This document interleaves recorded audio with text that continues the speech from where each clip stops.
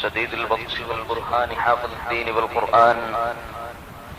بسم الله ما شاء الله كان وما لم يشأ لم يكن ولا حول ولا قوة إلا بالله العلي العظيم. بسم الله نحمده ونستعينه ونؤمن به ونتوكل عليه ونعوذ بالله من شرور أنفسنا ومن سيئات أعمالنا.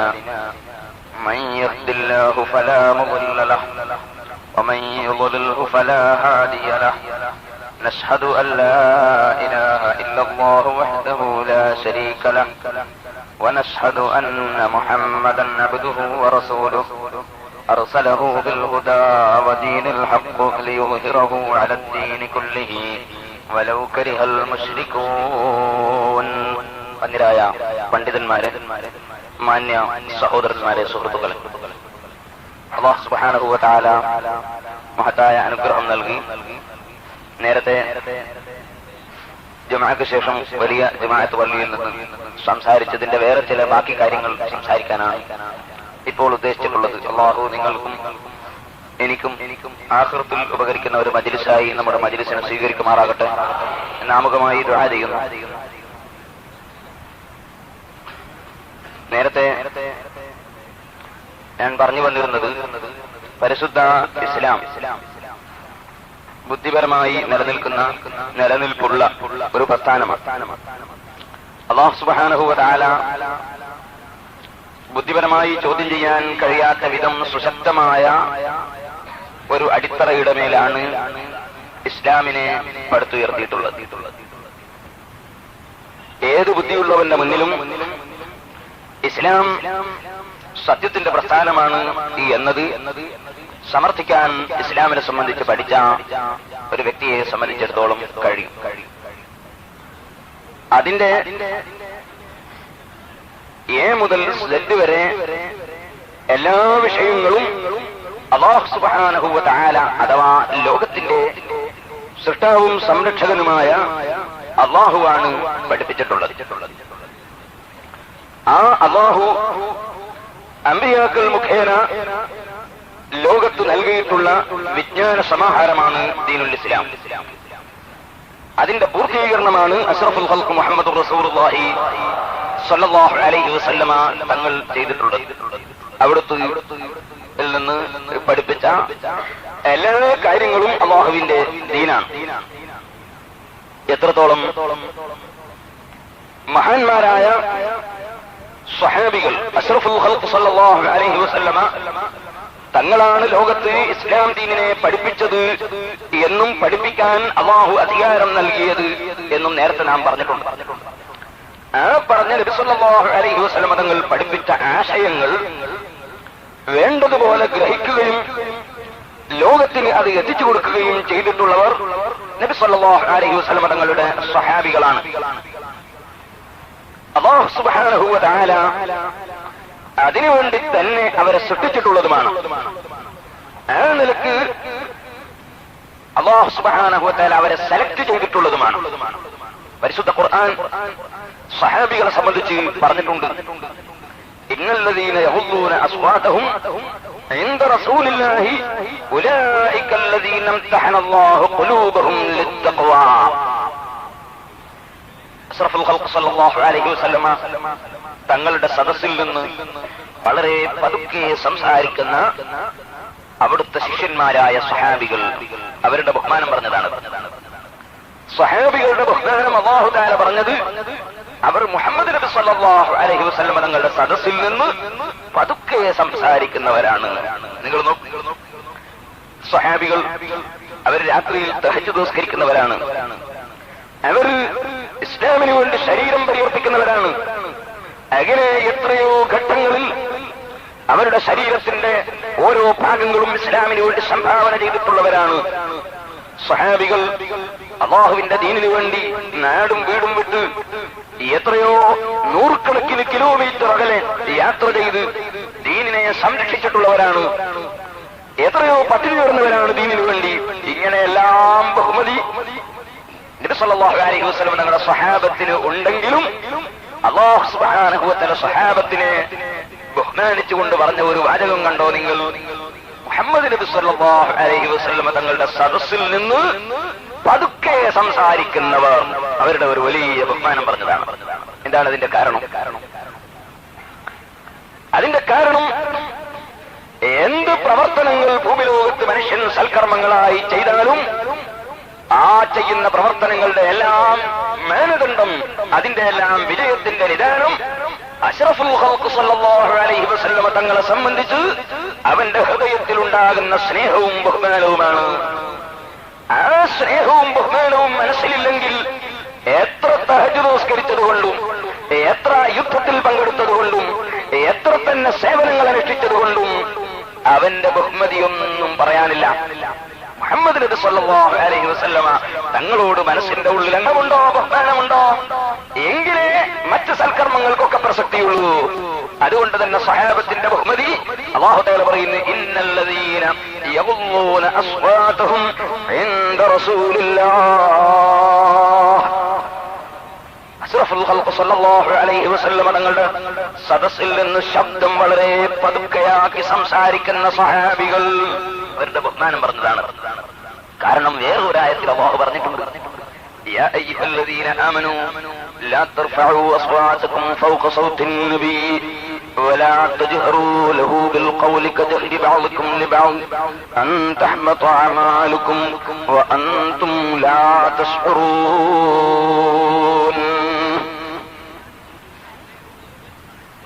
മദീനയിൽ സിയാറത്തിന് പോയ ആളുകൾക്ക് അറിയാം, നബി സല്ലല്ലാഹു അലൈഹി വസല്ലം തങ്ങളുടെ ശറഫാക്കപ്പെട്ട ശരീരം മറവ് ചെയ്യപ്പെട്ട സിദ്ദീഖ് റളിയല്ലാഹു അൻഹുവിനെയും ഉമർ ഇബ്നു ഖത്താബ് റളിയല്ലാഹു അൻഹുവിനെയും മറവ് ചെയ്യപ്പെട്ട ആ പടുകൂറ്റൻ ജാറമുണ്ടല്ലോ, ആ ജാറത്തിന്റെ ചുമരിന്റെ മേലെ, റൗള ശരീഫിന്റെ ചുമരിന്റെ മേലെ എഴുതി വെച്ചിട്ടുണ്ട് ഈ ആയത്ത്, യാ അയ്യുഹല്ലദീന ആമനൂ, ഈമാനുള്ള ജനങ്ങളെ, സത്യം വിശ്വസിച്ചിട്ടുള്ള ആളുകളെ, ലാ തർഫഉ അസ്വാതകും ഫൗക സൗത്തിൻ നബി. നബി സല്ലല്ലാഹു അലൈഹി വസല്ലം തങ്ങളുടെ ശബ്ദത്തെക്കാൾ നിങ്ങൾ ശബ്ദമുയർത്താൻ പാടില്ല. ഒന്ന് അവിടുന്ന് ഇങ്ങോട്ട് ഇരുന്നിട്ട് ആ വാതിൽ തുറന്നിട്ട് ചാരി അവിടെ ഇരുന്നാൽ മതി, പിന്നെ ബുദ്ധിമുട്ടില്ലല്ലോ.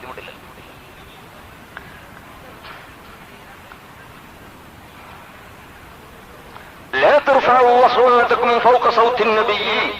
മുഹമ്മദ് നബി സല്ലല്ലാഹു അലൈഹി വസല്ലം തങ്ങളുടെ ശബ്ദത്തെക്കാൾ നിങ്ങൾ ശബ്ദമുയർത്താൻ പാടില്ല. വലാ തജ്ഹറൂ ലഹു ബിൽ ഖൗൽ. നബി സല്ലല്ലാഹു അലൈഹി വസല്ലം തങ്ങളോട് നിങ്ങൾ ഉറക്കെ സംസാരിക്കാനും പാടില്ല. അവിടുത്തെ ശബ്ദത്തെക്കാൾ ശബ്ദം ഉയരരുത്. സദസ്സിൽ വെച്ച് നബിയോട് ഉറക്കെ പറയാനും പാടില്ല. ഇനി അഥവാ ഒരാള് അല്ലാഹുവിന്റെ റസൂലിനെ ബഹുമാനിക്കാതെ അവിടുത്തെ സദസ്സിൽ നിന്ന് ഉറക്കെ സംസാരിച്ചാൽ വേറെ ഒന്നും വേണമെന്നില്ല. മുഹമ്മദ് നബി സല്ലല്ലാഹു അലൈഹി വസല്ലമ തങ്ങൾ തരണ്ടായിട്ടില്ല, നബിയെ കുറ്റം പറഞ്ഞിട്ടില്ല, നബി അല്ലാഹുവിന് ഭയപ്പെടാത്തവനാണെന്ന് പറഞ്ഞിട്ടില്ല, അല്ലാഹുവിന്റെ കൽപ്പനയ്ക്കെതിരായി ചെയ്ത ആളാണെന്ന് പറഞ്ഞിട്ടില്ല, മുഹമ്മദ് നബി സാധാരണ മനുഷ്യനാണെന്ന് പറഞ്ഞിട്ടില്ല, ഇങ്ങനത്തെ ഒന്നും പറഞ്ഞിട്ടില്ല. നബി സല്ലല്ലാഹു അലൈഹി വസല്ലമ തങ്ങൾ സദസ്സിൽ നിന്ന് സാധാരണ ജനങ്ങളോട് സംസാരിക്കും പോലെ സംസാരിച്ചു. സാധാരണ മനുഷ്യനാണെന്ന് പറഞ്ഞിട്ടില്ല, സാധാരണ ജനങ്ങളോട് സംസാരിക്കുന്നത് പോലെ ശബ്ദം ഉറക്കെ അങ്ങ് സംസാരിച്ചു ഒരാൾ. എന്നാൽ അല്ലാഹുവിന്റെ ഖുർആൻ പറയുന്നു, അൻ തഹ്ബത അഅമാലുകും വഅൻതും ലാ തശ്ഉറൂൻ. നിങ്ങൾ അറിയാത്ത വിധം നിങ്ങളുടെ അമൽ മുഴുവനും പൊളിഞ്ഞു പോകും. അതുവരെ ചെയ്ത നിസ്കാരങ്ങളും നോമ്പും സക്കാത്തും ഹജ്ജും എല്ലാ അമലുകളും പൊളിഞ്ഞു പോകും. ചെയ്ത തെറ്റെന്ത്? നബി സല്ലല്ലാഹു അലൈഹി വസല്ലമ തങ്ങളുടെ സദസ്സിൽ നിന്ന് ശബ്ദം ഉറക്കെയായി സംസാരിച്ചു പോയി, അല്പം ശബ്ദത്തിൽ സംസാരിച്ചു പോയി. എന്നാൽ അതിന്റെ പേരിൽ നിങ്ങളുടെ അമലുകൾ മുഴുവനും പൊളിഞ്ഞു പോകും എന്നാണ് അല്ലാഹുവിന്റെ ഖുർആൻ പറയുന്നത്. കാരണം ഈമാൻ എന്നത് അഷ്റഫുൽ ഖൽഖ് സല്ലല്ലാഹു അലൈഹി വസല്ലം തങ്ങളോടുള്ള സ്നേഹവും നബി സല്ലല്ലാഹു അലൈഹി വസല്ലം തങ്ങളോടുള്ള ബഹുമാനവും അതിനനുസരിച്ചാണ് മനുഷ്യന്റെ ഈമാനുള്ളത്. അതിന് വല്ല കളങ്കവുമുണ്ടോ എങ്കിൽ ഈമാനില്ല, കുഫ്റിന്റെ ലക്ഷണമാണ്. സ്വഹാബത്തിന്റെ ബഹുമതി അല്ലാഹു പറയുന്നത് തന്നെ, ഇന്നല്ലദീന യഗുള്ളൂന അസ്വാതഹും ഇൻദ റസൂലില്ലാഹ്. റസൂലുള്ളാഹി സ്വല്ലല്ലാഹു അലൈഹി വസല്ലം തങ്ങളുടെ സദസ്സിൽ നിന്നും ശബ്ദം പതുക്കെയായി സംസാരിക്കുന്ന സ്വഹാബികൾ, ആളുകൾ, അവർക്കുള്ള പ്രത്യേകത എന്താണ്? ഉലൈകല്ലദീന ഇംതഹനല്ലാഹു ഖുലൂബഹും ലിത്തഖ്വാ. തഖ്വക്ക് വേണ്ടി ഹൃദയങ്ങൾ അല്ലാഹു സുബ്ഹാനഹു വ തആല പരീക്ഷിച്ച് സെലക്ട് ചെയ്തിട്ടുള്ള ആളുകളാണവർ. അല്ലാഹു തആല അവരുടെ ഹൃദയം പരീക്ഷിച്ചു. ശാരീരികമായി ചിലപ്പോൾ ചില ആളുകൾ മനസ്സിലുള്ളതിന് എതിര് പ്രവർത്തിക്കുന്ന ജനങ്ങളെ കാണാം. അതായത് കഠിന വിരോധിന ഇങ്ങനെ സോപ്പിട്ടിട്ട് മേലങ്ങനെ നല്ല സോപ്പിട്ട് മനസ്സിന്റെ ഉള്ളിലാണ് കടുത്ത വെറുപ്പ്, അങ്ങനെ പലരെയും പറ്റിക്കുന്നത് കാണാറുണ്ട്. കാരണം മനുഷ്യൻ ഭൗതികമായ നിലക്ക് മനുഷ്യന്റെ ബാഹ്യമായ ശൈലികളെയാണ് മനസ്സിലാക്കാറുള്ളത്. എന്നാൽ ഇപ്പൊ ഒരു കുട്ടി ഒരു പരീക്ഷയ്ക്ക് ഇരിക്കുമ്പോ അധ്യാപകനെ പറ്റിക്കാൻ കഴിയും, കുറെ കോപ്പി അടിച്ചിട്ട് അല്ലെങ്കിൽ വേറൊരാളെ നോക്കി എഴുതിയിട്ട് ഒക്കെ ബാഹ്യമായ പരീക്ഷയിൽ ചിലപ്പോൾ പഠിക്കാതെ ജയിക്കാൻ കഴിയും. എന്നാൽ അല്ലാഹുവിന്റെ പരീക്ഷയിൽ അങ്ങനെ പഠിക്കാതെ ജയിക്കാൻ കഴിയുന്ന പരീക്ഷയല്ല. കാരണം അവൻ രഹസ്യവും പരസ്യവും അറിയുന്നവനാണ്. അതിന്റെ പുറമെ അല്ലാഹു പരീക്ഷിച്ചത് തന്നെ എവിടെയാണ്? ഹൃദയമാണ് പരീക്ഷിച്ചത്. അങ്ങനെ അല്ലാഹു ഹൃദയം പരീക്ഷിച്ചപ്പോൾ തഖ്വക്ക് വേണ്ടി സെലക്ട് ചെയ്തെടുത്തിട്ടുള്ള ആളുകളാണ് സ്വഹാബികൾ എന്നാണ് പരിശുദ്ധ ഖുർആൻ പറയുന്നത്. അവരുടെ ബഹുമതി എടുത്തു പറഞ്ഞതോ മുഹമ്മദ് നബി സല്ലല്ലാഹു അലൈഹി വസല്ലമ തങ്ങളുടെ സദസ്സിൽ നിന്ന് വളരെ പതുക്കെ സംസാരിക്കുന്നവരാണവർ.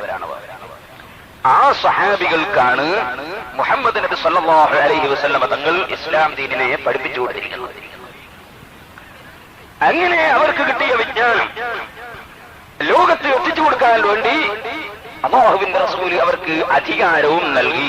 അതാണ് ഹജ്ജത്തുൽ വദാഇന്റെ ദിവസം അൽയൗമ അക്മൽതു ലക്കും ദീനക്കും വഅത്മംതു അലൈക്കും നിഅമതി വറളീതു ലക്കുമുൽ ഇസ്ലാമ ദീനാ എന്ന ആയത്ത് ഇറങ്ങിയപ്പോൾ സ്വഹാബികളോട് നബി സല്ലല്ലാഹു അലൈഹി വസല്ലം തങ്ങൾ പറഞ്ഞിട്ടുള്ളത് ഫൽയുബല്ലിഗു ഷാഹിദുൽ ഗായിബ, എന്റെ സദസ്സിൽ പങ്കെടുത്ത് ഇത് പഠിച്ചിട്ടുള്ള നിങ്ങൾ എന്റെ സദസ്സിൽ പങ്കെടുക്കാൻ കഴിയാത്തവർക്ക് ഈ ദീനിനെ എത്തിച്ചു കൊടുക്കണം, പ്രബോധനം ചെയ്യണം എന്ന് സ്വഹാബികളോട് നബി സല്ലല്ലാഹു അലൈഹി വസല്ലം തങ്ങൾ കൽപ്പിക്കുകയും അങ്ങനെ അവർക്ക് അതിന്റെ അധികാരം കൊടുക്കുകയും ചെയ്തു. അങ്ങനെ ദീൻ പ്രചരിപ്പിക്കാനുള്ള അധികാരം നബി സല്ലല്ലാഹു അലൈഹി വസല്ലം തങ്ങൾ നൽകിയത് സ്വഹാബികൾക്കാണ്. ആ സ്വഹാബികൾ എന്താണോ ഇവിടെ ദീനായി പഠിപ്പിച്ചത് അതാണ് അല്ലാഹുവിന്റെ ദീൻ. മുഹമ്മദ് നബി സല്ലല്ലാഹു അലൈഹി വസല്ലം തങ്ങൾ പഠിപ്പിച്ചത് നേരിൽ കണ്ട് അനുഭവത്തിൽ മനസ്സിലാക്കിയതിന് ശേഷം നിങ്ങൾ മറ്റുള്ളവർക്ക് പഠിപ്പിക്കണം എന്ന് അധികാരം കൊടുത്തു പുറത്തിറക്കി ശിഷ്യന്മാരെ. ആ ശിഷ്യന്മാരായ സ്വഹാബികൾ ലോകത്ത് പഠിപ്പിച്ചതെന്തോ അതാണ് അല്ലാഹുവിന്റെ ദീന്. ഞാൻ നേരത്തെ പ്രസംഗിക്കുമ്പോൾ പറഞ്ഞു, ചില ആളുകൾ അവനവന്റെ പീടികയിൽ കച്ചവടം കുറഞ്ഞു തൊട്ടടുത്ത പീടികയിൽ കച്ചവടം കാണുമ്പോ ആ കച്ചവടം ഇനി എന്റെ പീടികയിലേക്ക് മാറ്റിയെടുക്കാൻ വേണ്ടി വല്ല സിഹിറും ചെയ്യാൻ കഴിയോ എന്ന് ചിന്തിച്ചിട്ട് ഇങ്ങനെ സാഹിര്യങ്ങളെയും നോക്കി സിഹിറിന്റെ പണിക്കാരെയും നോക്കി നടക്കുന്നവരുണ്ട്, കണക്കന്മാരെയും നോക്കി നടക്കുന്ന ആളുകളുണ്ട്. അങ്ങനെ കണക്കന്മാരെടുത്ത് പോകാൻ പാടില്ല. കണക്ക് വെച്ച് നോക്കിയിട്ട് ഇങ്ങനെ സിഹിർ ചെയ്യുന്ന ആളുകളെ സമീപിക്കാൻ പാടില്ല. അതുപോലെ ഉള്ള ഒരു തട്ടിപ്പുകാരെയും സമീപിക്കാൻ പാടില്ല. എന്നാൽ സഹോദരന്മാരെ, അത് നബി സല്ലല്ലാഹു അലൈഹി വസല്ലം തങ്ങൾ പഠിപ്പിച്ചിട്ടുള്ളതാണ്. നമ്മുടെ അമലുകൾ പൊളിഞ്ഞു പോകും. ഒരു കണക്കനെ പോയി, ഒരു കണിയാനെ പോയി, കണിശനെ പോയി സമീപിച്ചു, എന്നിട്ട് അവരിൽ നിന്ന് കണക്ക് വെപ്പിച്ച്, എന്നിട്ട് അവൻ പറയുന്നൊക്കെ വിശ്വസിച്ച്, അങ്ങനെ വിശ്വസിച്ച് നടന്നാൽ ഈമാൻ പൊളിഞ്ഞു പോകും, അമൽ പൊളിഞ്ഞു പോകും. പാടില്ല. അത് വളരെ ഗൗരവത്തോടെ നബി സല്ലല്ലാഹു അലൈഹി വസല്ലം തങ്ങൾ വിരോധിച്ചു. എന്നാൽ അല്ലാഹു സുബ്ഹാനഹു വ തആലയുടെ കാവലിന് വേണ്ടി, അള്ളാഹുവിന്റെ കാവലിന് വേണ്ടി, അള്ളാഹുവിങ്കിൽ നിന്ന് ബർക്കത്ത് ലഭിക്കാൻ വേണ്ടി, അള്ളാഹുവിങ്കിൽ നിന്ന് റിസ്ക് വിശാലതയാകാൻ വേണ്ടി, നമ്മുടെ ജീവിതത്തിൽ ബർക്കത്തുണ്ടാകാൻ വേണ്ടി അതിനൊക്കെ ദിക്റുകൾ ചൊല്ലാം. അള്ളാഹുവിന്റെ അസ്മാകളെ കൊണ്ട് അല്ലാഹു ബഹുമാനിച്ച അസ്മാകൾ എഴുതി വെക്കാം. അങ്ങനത്തെ കാര്യങ്ങളൊക്കെ ചെയ്യാം. പക്ഷേ കണിശന്മാരുടെ അടുക്കൽ പോയിട്ടുള്ള കണക്കുകളും മറ്റും പാടില്ല. വേറെ ഒരാളെ നിങ്ങൾ നമ്മളതാക്കി മാറ്റണം എന്ന നിലക്കുള്ള സിഹറും പാടില്ല. നിങ്ങൾ കണ്ടോ, ബഹുമാനപ്പെട്ട സ്വഹാബത്തിന്റെ ജീവിതത്തിൽ നിങ്ങൾക്ക് കാണാം. മഹാനായ അബ്ദുല്ലാഹ് ഇബ്നു അംർ റളിയല്ലാഹു അൻഹു തന്റെ മക്കൾക്ക് പഠിപ്പിച്ചു കൊടുക്കുന്ന ഒരു ദിക്റുണ്ട്. അഊദു ബികലിമാത്തില്ലാഹി തമ്മാതി മിൻ ശർരി ഇഖാബിഹി വഗളബിഹി മിൻ ശർരി ഗളബിഹി വഇഖാബിഹി എന്ന് പറഞ്ഞിട്ട് ഒരു ദിക്റുണ്ട്. ആ ദിക്ർ അബ്ദുല്ലാഹ് ഇബ്നു അംർ റളിയല്ലാഹു അൻഹു മക്കൾക്ക് പഠിപ്പിച്ചു കൊടുക്കാറുണ്ട്. അല്ലാഹുവിന്റെ കലിമത്തുകളെ കൊണ്ട് ഞാൻ കാക്കുന്നു, എല്ലാ അല്ലാഹുവിന്റെ കോപമുണ്ടാകുന്ന വിഷയങ്ങളിൽ നിന്നും അള്ളാഹുവിന്റെ കോപത്തിന് കാരണമാകുന്ന മുഴുവൻ ഷർറുകളിൽ നിന്നും, അള്ളാഹുവിന്റെ ശിക്ഷയിൽ നിന്നും, പിശാചിന്റെ ഷർറിൽ നിന്നുമെല്ലാം ഞാൻ കാക്കുന്നു, പിശാചി ഹാജരാകുന്നതിൽ നിന്നും ഞാൻ കാക്കുന്നു എന്ന് പറയുന്ന ഒരു ദിക്ർ. ആ ദിക്ർ അബ്ദുല്ലാഹി ഇബ്നു അംർ റളിയല്ലാഹു അൻഹു ആകുന്ന സ്വഹാബി തന്റെ മക്കൾക്ക് പഠിപ്പിച്ചു കൊടുക്കാറുണ്ട്, ചൊല്ലാൻ വേണ്ടി, കാവലിന് വേണ്ടി ചൊല്ലാൻ പഠിപ്പിച്ചു കൊടുക്കാറുണ്ട്. എന്ന് മാത്രമല്ല, മക്കളെ കൂട്ടത്തിൽ ബുലൂഗാത്ത ചെറിയ കുട്ടികളുണ്ടെങ്കിൽ ആ കുട്ടികൾക്ക് ഈ ദിക്ർ പഠിപ്പിച്ചു കൊടുത്താൽ ചൊല്ലാൻ കഴിയില്ല. അതുകൊണ്ട് അബ്ദുല്ലാഹി ഇബ്നു അംർ റളിയല്ലാഹു അൻഹു തോലിന്റെ കഷ്ണമെടുത്ത് ഈ ദിക്ർ തോലിന്റെ കഷ്ണത്തിൽ എഴുതി എന്നിട്ടത് ചുരുട്ടിയിട്ട് ഇങ്ങനെ കഴുത്തിൽ ഒരു ഉറുക്കാക്കി കെട്ടിക്കൊടുക്കാറുണ്ട് എന്ന് ഇമാം തുർമുദി റളിയല്ലാഹു അൻഹു റിപ്പോർട്ട് ചെയ്ത ഹദീസിൽ കാണാം. ഇപ്പോൾ ചില ആളുകൾ ഇങ്ങനെ അല്ലാഹുവിന്റെ ദിക്റുകളും മറ്റും എഴുതി കെട്ടുന്നതിനെ വിമർശിച്ച് കഠിനമായി വിമർശിക്കുന്നതായി കാണും. അതുപോലെ മന്ത്രിക്കുന്നതിന് വിമർശിക്കുന്നതായി കാണും. അവർക്ക് വിവരമില്ലാത്തത് കൊണ്ടാണ്. അല്ലാഹു അവർക്ക് കാര്യം മനസ്സിലാക്കി കൊടുക്കുമാറാകട്ടെ എന്ന് അല്ലാഹുവിനോട് നാം ദുആ ചെയ്യുന്നു. നിങ്ങൾ കണ്ടില്ലേ, ഞാൻ 2 ദിവസം മുമ്പ് റൂമിൽ നിന്ന് ഒരാൾ എനിക്കൊരു പുസ്തകം കൊണ്ടുപോയി. പുസ്തകത്തിന്റെ പേര് ഞാൻ പറയുന്നില്ല, കാരണം അതിന്റെ പ്രചരണം നടത്തൽ എന്റെ ഉദ്ദേശമല്ല. അങ്ങനെ ഈ പുസ്തകം നമ്മുടെ നാട്ടിലുള്ള ഒരു ആൾ എഴുതിയതാണ്. ആ പുസ്തകത്തിൽ ഒരു ചോദ്യം എന്താണെന്നറിയാമോ? ചോദ്യം, മുഹമ്മദ് നബി സല്ലല്ലാഹു അലൈഹി വസല്ലം തങ്ങളുടെ സഹാബികൾ ഫാത്തിഹ ഓതി മന്ത്രിച്ചിട്ട് കൂലി വാങ്ങിയതായി സഹീഹുൽ ബുഖാരിയിൽ ഉണ്ടല്ലോ, അങ്ങനെ മന്ത്രിച്ചിട്ട് കൂലി വാങ്ങാൻ പാടുണ്ടോ എന്നാണ് ചോദ്യം. സഹീഹുൽ ബുഖാരിയിൽ ഹദീസുണ്ട്. നബി സല്ലല്ലാഹു അലൈഹി വസല്ലം തങ്ങളുടെ സഹാബത്ത് ഒരു രാജ്യത്തേക്ക് ചെന്നപ്പോൾ ആ രാജ്യത്തുള്ള ജനങ്ങൾ അവരെ അതിഥികളായി സൽക്കരിക്കുകയോ ഭക്ഷണം കൊടുക്കുകയോ ചെയ്യാതെ അവരെ സ്വീകരിക്കാതിരിക്കുകയും ആ രാജ്യത്തുള്ള നേതാവിനെ വിഷം തീട്ടുകയും അതിന്റെ പേരിൽ നിങ്ങളുടെ കൂട്ടത്തിൽ വല്ലവരും മന്ത്രിക്കുന്ന ആളുണ്ടോ എന്ന് അന്വേഷിച്ചപ്പോൾ വലിയ പ്രതിഫലം തരാതെ ഞങ്ങൾ മന്ത്രിക്കില്ല എന്ന് സ്വഹാബികൾ മറുപടി പറയുകയും അങ്ങനെ ഒരുപാട് ആടുകൾ 30 ചില്ലാനും ആടുകളെ കൂലി കൊടുക്കാമെന്ന് പറഞ്ഞ് ഫാത്തിഹ ഓതി മന്ത്രിച്ചിട്ട് വിഷം ഇറക്കിയ ഒരു സംഭവം സഹീഹുൽ ബുഖാരിയിലുണ്ട്. ആ സംഭവം എടുത്തിട്ടാണ് ചോദ്യം. അതിന് ഇയാൾ മറുപടി പറയുന്നു, അത് മന്ത്രിച്ചിട്ട് കൂലി വാങ്ങിയതല്ല, മറിച്ച് ഒരു രാജ്യത്ത് ഒരാൾ മുസ്ലിമീങ്ങൾ ചെന്നാൽ അവർക്ക് ഭക്ഷണം കൊടുക്കേണ്ട ബാധ്യത ആ നാട്ടിലെ ജനങ്ങൾക്കുണ്ട്. അങ്ങനെ ഭക്ഷണം കൊടുത്തിട്ടില്ലെങ്കിൽ അവരോട് പിടിച്ചു വാങ്ങുന്നതിന് വിരോധമില്ല. അതുകൊണ്ട് ഈ ആട്ടിനെ അങ്ങനെ പിടിച്ചു വാങ്ങിയ വകുപ്പിൽപ്പെട്ടതാണ് എന്നാണ് ഇദ്ദേഹത്തിന്റെ മറുപടി. എന്നാൽ ആ ഹദീസിന്റെ ബാക്കി ഭാഗം അദ്ദേഹം മറച്ചു വെച്ചതാണ്. ആ ഹദീസിന്റെ ബാക്കിയിൽ കാണാം, ഇമാം ബുഖാരി തന്നെ റിപ്പോർട്ട് ചെയ്യുന്ന ഹദീസിൽ കാണാം, സഹോദരന്മാരെ, എന്റെ മുസ്ലിം ചെറുപ്പക്കാര് ശരിക്കും ശ്രദ്ധിക്കും. ഇപ്പൊ ലോകമൊട്ടാകെ ഖുർആൻ ക്ലാസ്, ഹദീസ് ക്ലാസ് എന്നൊക്കെ പറഞ്ഞിട്ട് പുതിയ പുതിയ പ്രസ്ഥാനക്കാര് ക്ലാസ് എടുക്കുന്ന കാലമാണ്. പക്ഷേ നിങ്ങൾ മനസ്സിലാക്കണം, അര ക്ലാസ് അല്ലാതെ ഒരിക്കലും ഇതാ ഫുൾ ക്ലാസ് ഒരിക്കലും ഫുൾ ക്ലാസ് നടക്കാറില്ല.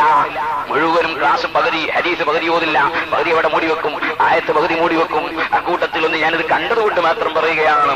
ആ ഹദീസിൽ തന്നെ കാണാം, നബി സല്ലല്ലാഹു അലൈഹി വസല്ലമ തങ്ങളോട് ഈ കൂലി വാങ്ങിയ സ്വഹാബികളെ കൂട്ടത്തിൽ ഒരാൾ വന്ന് അല്ലാഹുവിന്റെ റസൂലിനോട് കംപ്ലൈന്റ് പറയുന്നു, നബിയെ അഖദ അലാ കിതാബില്ലാഹി അജ്റാ, അഖദ അലാ കിതാബില്ലാഹി അജ്റാ, പരിശുദ്ധ ഖുർആൻ ഓതി മന്ത്രിച്ചിട്ട് ഇദ്ദേഹം കൂലി വാങ്ങിയിരിക്കുന്നു നബിയെ എന്ന് കംപ്ലൈന്റ് പറയുന്നു.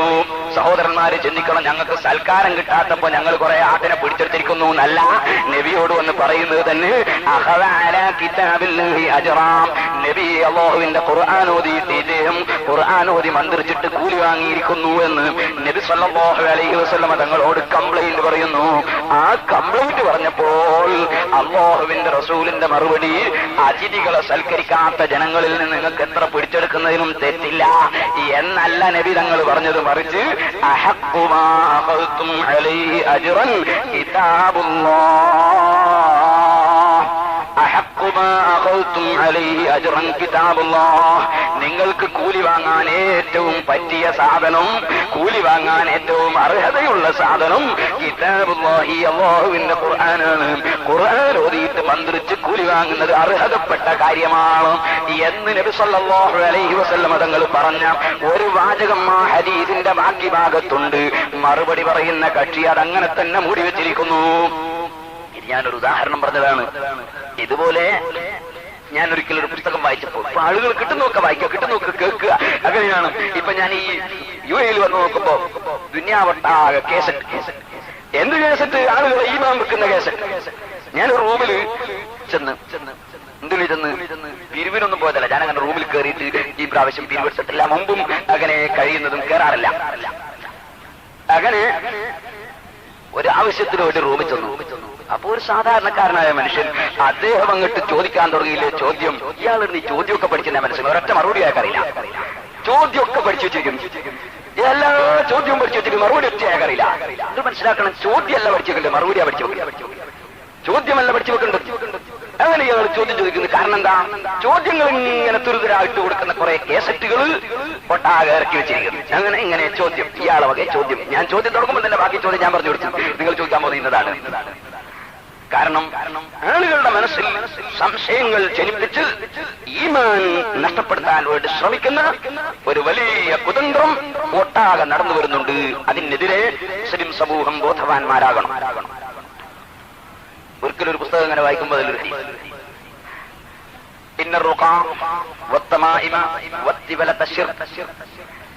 മന്ത്രവും അതുപോലെ ഏലസും അതുപോലെ മറ്റ് ഐക്കല്ലും ഒക്കെ ശിർക്കാണ് എന്ന് പറയുന്ന ഒരു ഹദീസ്. ഈ ഹദീസ് എടുത്തുദ്ധരിച്ചുകൊണ്ട് ഈ പുസ്തകക്കാരൻ എഴുതുന്നു, ഒരു മന്ത്രവും പാടില്ല, ഒരു മന്ത്രവും പാടില്ല, ഒരു ഉർക്കും പാടില്ല എന്നിങ്ങനെ എഴുതുന്നു. ഞാൻ അത്ഭുതപ്പെട്ടുപോയി. എന്നിട്ട് അദ്ദേഹം കാരണം പറയുന്നു. അബ്ദുല്ലാഹി ഇബ്നു മസ്ഊദ് റളിയല്ലാഹു അൻഹു തന്റെ വീട്ടിലേക്ക് ചെന്നപ്പോൾ ഭാര്യയുടെ കഴുത്തിൽ ഒരു മന്ത്രിച്ചു കെട്ടിയ നൂല് കണ്ടു. നൂല് കണ്ടപ്പോ അബ്ദുല്ലാഹി ഇബ്നു മസ്ഊദ് റളിയല്ലാഹു അൻഹു പിടിച്ചു പൊട്ടിച്ച് വലിച്ചെറിഞ്ഞു കൊടുത്തു. എന്നിട്ട് പറഞ്ഞു, ഇബ്നു മസ്ഊദിന്റെ കുടുംബത്തിന്റെ ശിർക്കിന്റെ ആവശ്യമില്ല എന്ന് പറഞ്ഞു. ഇതെടുത്തു ധരിച്ചിട്ട് അദ്ദേഹം പറയുന്നു, ഒരു മന്ത്രവും പാടില്ല. എന്നാൽ ആ ഹദീസിന്റെ ബാക്കി ഭാഗത്ത് തന്നെയുണ്ട് അബ്ദുല്ലാഹി ഇബ്നു മസ്ഊദ് റളിയല്ലാഹു അൻഹു ഈ മന്ത്രിച്ചു കെട്ടിയ നൂല് പിടിച്ചു പൊട്ടിച്ചു എറിയുന്നതിന് മുമ്പ് ഭാര്യയോട് ചോദിച്ചിട്ടുണ്ട്, ഈ നൂല് നിനക്ക് എവിടെ നിന്ന് കിട്ടി? അപ്പൊ ഭാര്യ പറഞ്ഞു, അത് എനിക്ക് തലവേദനയായപ്പോ തൊട്ടടുത്ത ഒരു യഹൂദിയെ കൊണ്ട് മന്ത്രിപ്പിച്ചതാണ്, കണിശനെ കൊണ്ട് മന്ത്രിപ്പിച്ചതാണ്.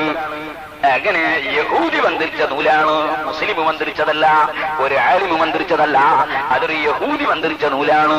അപ്പോൾ അബ്ദുല്ലാഹി ഇബ്നു മസ്ഊദ് റളിയല്ലാഹു അൻഹു പറഞ്ഞു, ഈ ശിർക്ക് നിനക്ക് ആവശ്യമില്ല എന്ന് പറഞ്ഞപ്പോ ഈ പെണ്ണ് വിട്ടില്ല.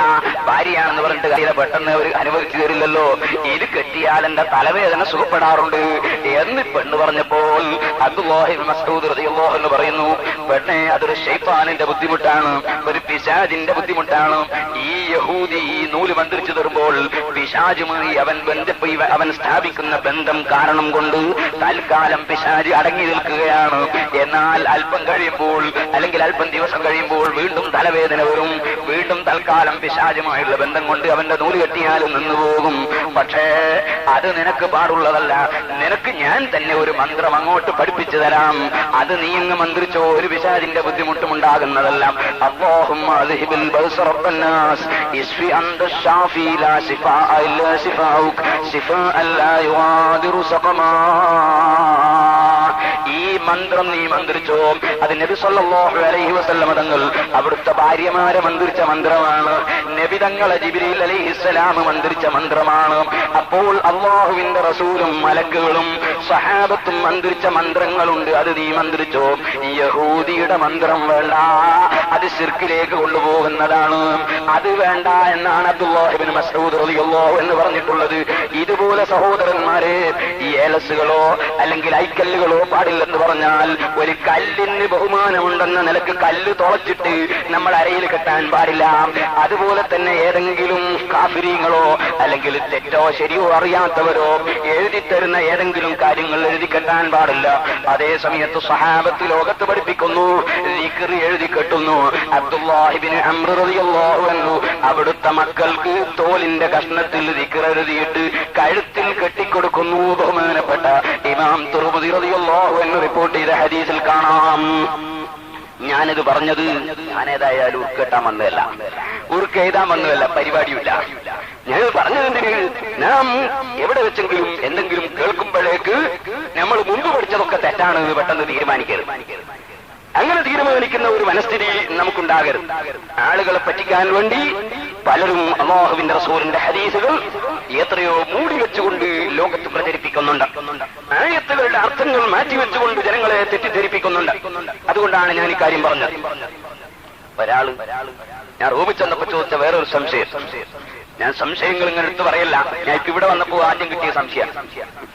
എന്തൊരു ലോകമാണ്! ഇവിടെ വന്ന് കയറിയപ്പോ കിട്ടി 3 ചോദ്യം ഒന്നായിട്ട്. അപ്പോ ഒരു ചോദ്യം, 500 ദിർഹം കൊടുത്ത് എയർപോർട്ട് ഡ്യൂട്ടി ഫ്രീ ഷാപ്പിൽ നിന്നും എടുക്കുന്ന കൂപ്പൺ ടിക്കറ്റ് അനുവദനീയമാണോ? എനിക്ക് എന്താണ് സംഗതി തിരിയുന്നില്ല. എയർപോർട്ടിൽ 500 രൂപ കൊടുത്തിട്ട് ഒരു കൂപ്പൺ തരും പോലും. അതിനാണ് 500 രൂപ കൊടുത്തിട്ട് കൂപ്പൺ വാങ്ങുന്നത്? 500 രൂപ കൈ പിടിച്ചാ പോരെ? അതിനാണ് കൂപ്പൺ വാങ്ങുന്നത്? പൈസ കൂടുതലായിട്ട് വെക്കാൻ സ്ഥലമില്ലാത്തതുകൊണ്ടാണോ എന്റെ അടുത്ത് തന്നോളൂ, ഞാൻ വെച്ചോളാം? കാരണം അത്രയും ആവശ്യമുണ്ട് പൈസ. എന്തിനാണ് ഈ കൂപ്പൺ വാങ്ങുന്നത്? അത് ഈ കൂപ്പൺ വാങ്ങുന്നത് ഒരുപാട് ആളുകൾ ഈ കൂപ്പൺ വാങ്ങും. എന്നിട്ടോ ഈ കൂപ്പൺ ഇങ്ങനെ പലരും വാങ്ങിയിട്ട് നമ്മുടെ നാട്ടിലെ ലോട്ടറി പോലെ കൂപ്പൺ ഇങ്ങനെ 500 രൂപയും കൊടുത്ത് പലരും വാങ്ങിയിട്ട് അവസാനം നറുക്കെടുപ്പ് നടത്തിയിട്ട് ഒരാൾക്ക് ചിലപ്പോ ഒരു കാറ് കിട്ടും, അല്ലെങ്കിൽ ഒരാൾക്ക് എന്തെങ്കിലും ഒരു സാധനം കിട്ടും. അതിനുവേണ്ടി എനിക്ക് കിട്ടണം എന്ന് മനസ്സിലാക്കി എല്ലാവരും 500 രൂപ കൊടുത്തിട്ട് അതിൽ ചേരുകയാണ്. ഇതാണല്ലോ ഖിമാർ, അല്ലെങ്കിൽ നമ്മൾ പഴയ കാലത്ത് പറയുന്ന ജൂതുകളി, ഷീട്ടുകളി എന്നൊക്കെ പറയുന്ന ഇനത്തിൽപ്പെട്ട ഒരു പരിപാടിയാണ്. അത് നാദാപത്തുണ്ടായിരുന്ന ഒരു പരിപാടി, മിസൈൽ എന്ന് പറഞ്ഞിട്ട്. നിങ്ങൾ കേട്ടിട്ടുണ്ടോ എന്ന് എനിക്കറിയില്ല. അങ്ങനെ ഒരു വാഹന മിസൈൽ എന്ന് പറഞ്ഞൊരു പരിപാടി കേട്ടു. സുബ്ഹാനല്ലാഹ്, ഒക്കെ ജൂതുകളിയിൽപ്പെട്ടതാണ്, മൈസൂരിൽപ്പെട്ടതാണ്. ഇങ്ങനെ ഭാഗ്യം പരീക്ഷിക്കാൻ വേണ്ടി എങ്ങനെ എടുക്കുന്ന പരിപാടി പാടുള്ളതല്ല. അപ്പൊ ചിലർ പറയുന്നത് നമ്മൾപ്പെട്ട പലരും ചെയ്യുന്നുണ്ട്. നമ്മൾപ്പെട്ടവർക്ക് മുസ്ലിമുകളിൽപ്പെട്ടവരോ പാടില്ല എന്നാ ഞാൻ പറഞ്ഞു. പാടുള്ളതല്ല. അപ്പോ ഒരു ചോദ്യത്തിന്റെ കാലമാണ്, അതുകൊണ്ട് പറയാം.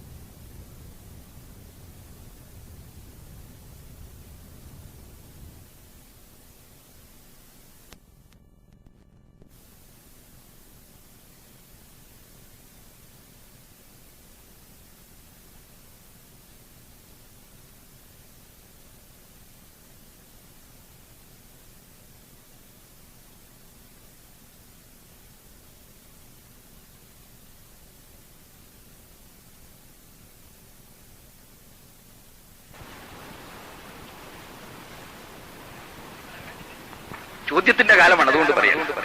വേറൊരു ചോദ്യം, മൈക്കിലൂടെ കേൾക്കുന്ന ബാങ്കിന് ഉത്തരം നൽകേണ്ടതുണ്ടോ? അതെന്താണ് മൈക്കിലൂടെ കേൾക്കുന്ന ബാങ്കിന് ഉത്തരം നൽകേണ്ടതുണ്ടോ എന്ന് ചോദിക്കാൻ? മൈക്കിലൂടെ കേൾക്കുന്ന പിന്നെന്താ? ശബ്ദല്ലേ? മൈക്കിലൂടെ കേൾക്കുന്ന വാസനയാ? മൈക്കിലൂടെ കേൾക്കുന്ന മണോ അല്ലെങ്കിൽ ശബ്ദം? ശബ്ദം തന്നെയല്ലേ കേൾക്കുന്നത്. ബാങ്കിന്റെ ശബ്ദം കേട്ടാൽ ഉത്തരം ചെയ്യണം, അതിലെന്താ സംശയം? ബാങ്കിന്റെ ശബ്ദം കേട്ടാൽ അതിന് ഉത്തരം ചെയ്യണം. വേറൊരാള് വേറൊന്ന് ചോദിച്ചു, സ്പ്രേ അടിച്ച് നിസ്കരിച്ച നിസ്കാരം സഹിയാകുമോ? ഏത് സ്പ്രേ? എന്താണ് ഈ സ്പ്രേ? നജസുള്ള സ്പ്രേ ആണോ? ആൽക്കഹാള് ഉള്ള സ്പ്രേ ആണോ? സ്പിരിറ്റ് കൂട്ടിച്ചേർത്തിട്ടുള്ള സ്പ്രേ ആണോ? എന്നാൽ നജസാണത്. ആ നജസ് ഇങ്ങനെ ശരീരത്തിലൊട്ടാകെ അടിച്ചിട്ട് നിസ്കരിച്ച നിസ്കാരം സഹിയാകുന്നതല്ല. ആൽക്കഹോളിന് ചേർത്ത സ്പ്രേ ആണെങ്കിൽ അത് അടിച്ചിട്ട് നിസ്കരിച്ച നിസ്കാരം സഹിയാകില്ല. അല്ലാത്തതാണോ വിരോധമൊന്നുമില്ല. അല്ല വച്ചോളാണെങ്കിൽ ഇങ്ങനെ അടിച്ചുവിട്ടാൽ അതിന് വിരോധമൊന്നുമില്ല. അല്ലെങ്കിൽ അതുപോലെ നല്ല സാധനങ്ങളാണെങ്കിൽ വിരോധമില്ല. അതിൽ നജസുണ്ടെങ്കിൽ പാടില്ല. വേറൊരാൾ ഒരു ചോദ്യം കൂടി, ഏതായാലും ചോദ്യം തീർന്നിട്ടുണ്ട്, ഇതും കൈപ്പിടിച്ചിങ്ങനെ കണ്ടു. കടകളിൽ നിന്നും മറ്റും ലഭിക്കുന്ന പ്രോത്സാഹന സമ്മാന കൂപ്പൺ സ്വീകരിക്കാമോ? എല്ലാവരും കുറഞ്ഞ പൈസ കൊണ്ട് സമ്പാദിക്കേണ്ട പരിപാടിക്കാരാണ്.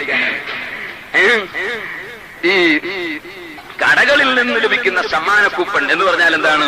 അത് ഇപ്പറഞ്ഞതുപോലെ സംഖ്യ മുതലിറക്കിയിട്ട് ഭാഗ്യം പരിശോധിക്കുന്ന പരിപാടിയാണോ? അതല്ല. ഈ കടക്കാര് സാധാരണ വിലക്ക് എല്ലാ സാധനവും എല്ലാവർക്കും വിൽക്കുന്നു. കൂട്ടത്തിൽ ഏതെങ്കിലും ഒരാൾക്ക് ഒരു സമ്മാനം കൊടുക്കാൻ തീരുമാനിച്ചിരിക്കുന്നു. അങ്ങനെ അവര് കൂപ്പൺ കൊടുക്കുന്നത്, ആ കൂപ്പണിൽ നമുക്കൊരു സമ്മാനം വരുന്നു. അതിൽ നമ്മളെ പൈസ നഷ്ടപ്പെടുന്നില്ല, ഒരാളെ പൈസ നഷ്ടപ്പെടുന്നില്ല. അവർ കൊടുക്കുന്ന ഒരു സമ്മാനം പക്ഷെ എല്ലാവർക്കും കൊടുക്കൂല. കൂട്ടത്തിൽ ഒരു 100 ആള് സാധനം വേണ്ട ഏതോ ഒരാൾക്കേ കിട്ടുള്ളൂ. അതാർക്കാ കിട്ടുക എന്നുള്ളത് അത് ബാക്കിയുള്ളവർ കിട്ടും. അങ്ങനെയാണെങ്കിൽ അത് തെറ്റു വരാൻ സാധ്യത തോന്നുന്നില്ല.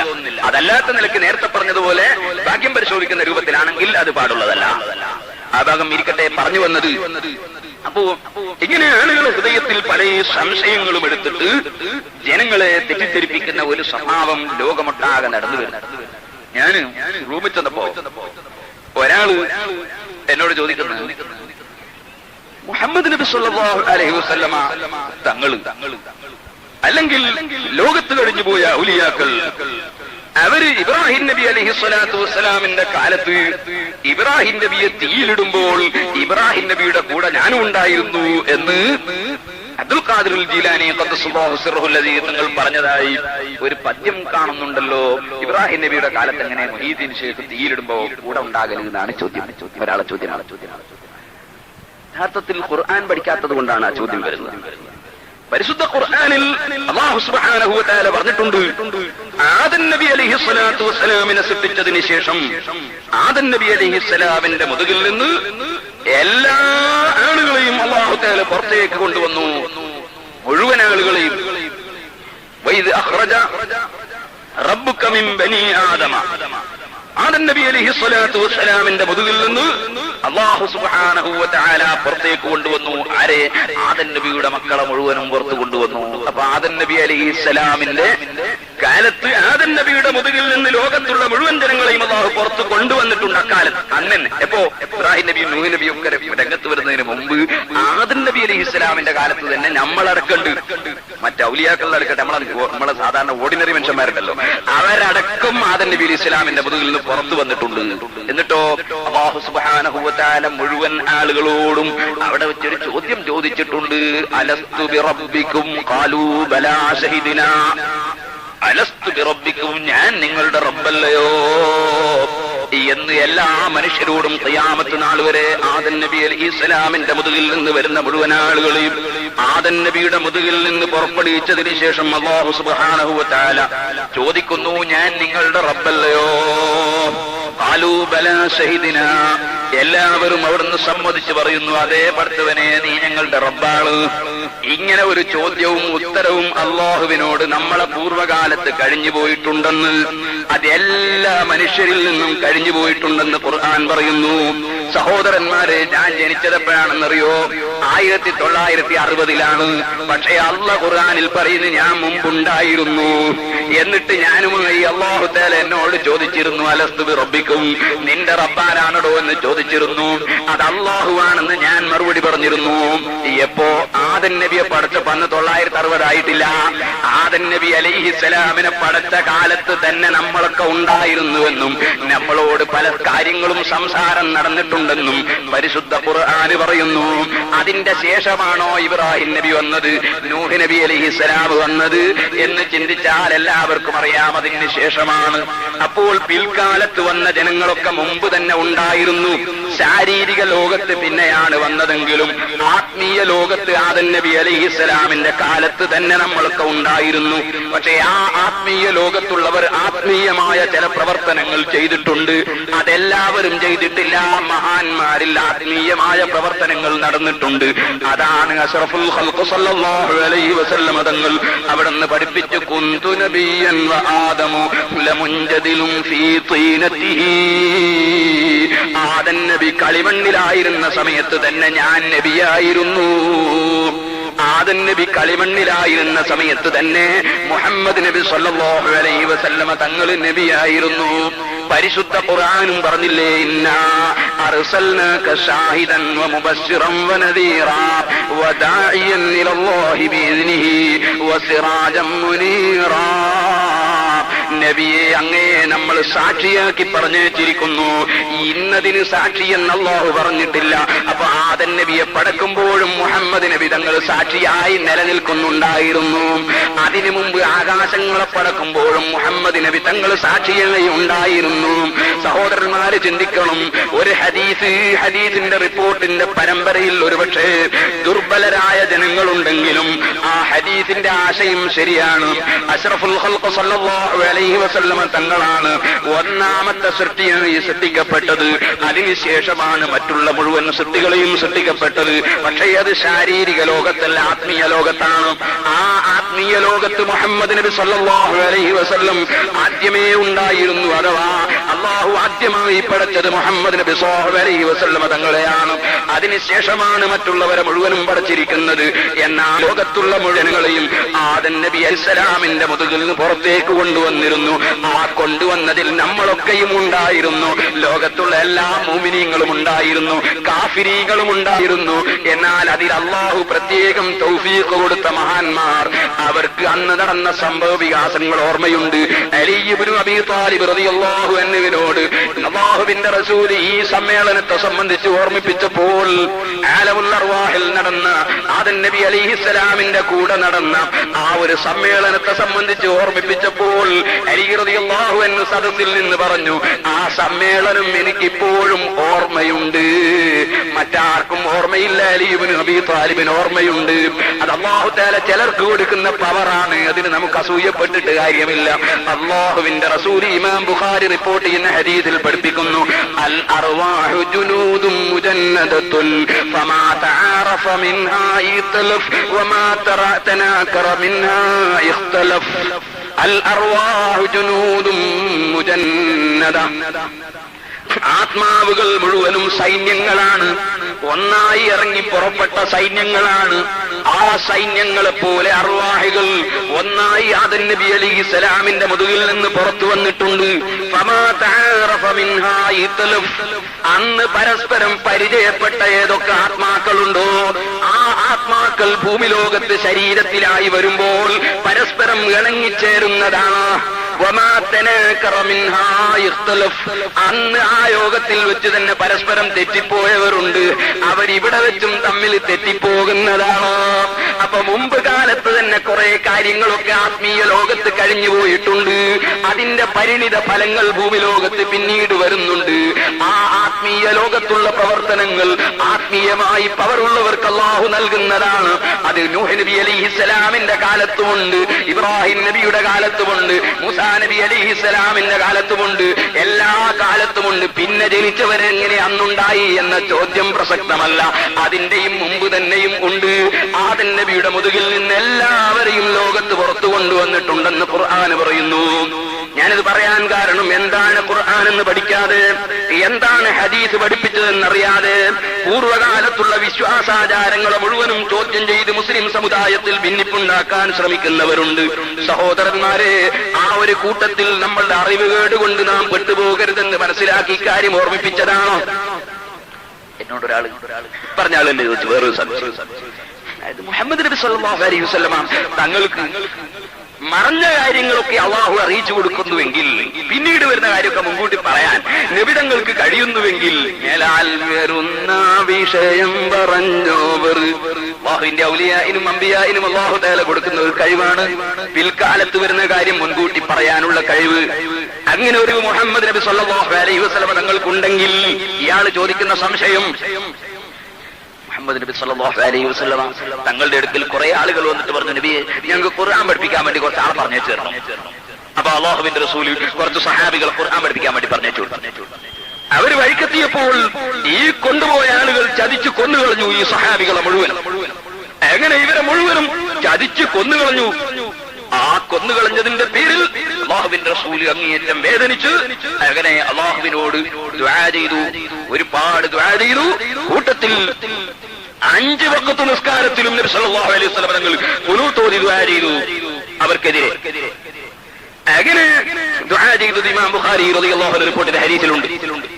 പിന്നീട് കുറെ കാലം അങ്ങനെ ഒരു മാസത്തോളം ഖുനൂത്ത് ഓതിയതിന് ശേഷം സുബ്ഹി നിസ്കാരത്തിലെ ഖുനൂത്ത് അവിടെ നിലനിർത്തുകയും ബാക്കിയുള്ള ഖുനൂത്തുകളൊക്കെ ക്യാൻസൽ ചെയ്യുകയും ചെയ്തു. അങ്ങനെയാണ് ഒരു സംഭവം ഇമാം ബുഖാരി റളിയല്ലാഹു അൻഹു റിപ്പോർട്ട് ചെയ്ത ഹദീസ് കൊണ്ട് മനസ്സിലാക്കാൻ കഴിയും.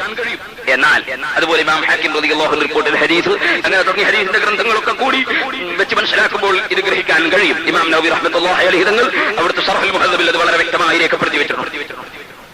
എന്നാൽ മുഹമ്മദ് നബി സല്ലല്ലാഹു അലൈഹി വസല്ലം തങ്ങൾ പിന്നീട് വരുന്ന കാര്യം മുൻകൂട്ടി തന്നെ അറിയാൻ കഴിയുമെങ്കിൽ ഇവരെ അയച്ചു കൊടുക്കുമായിരുന്നു.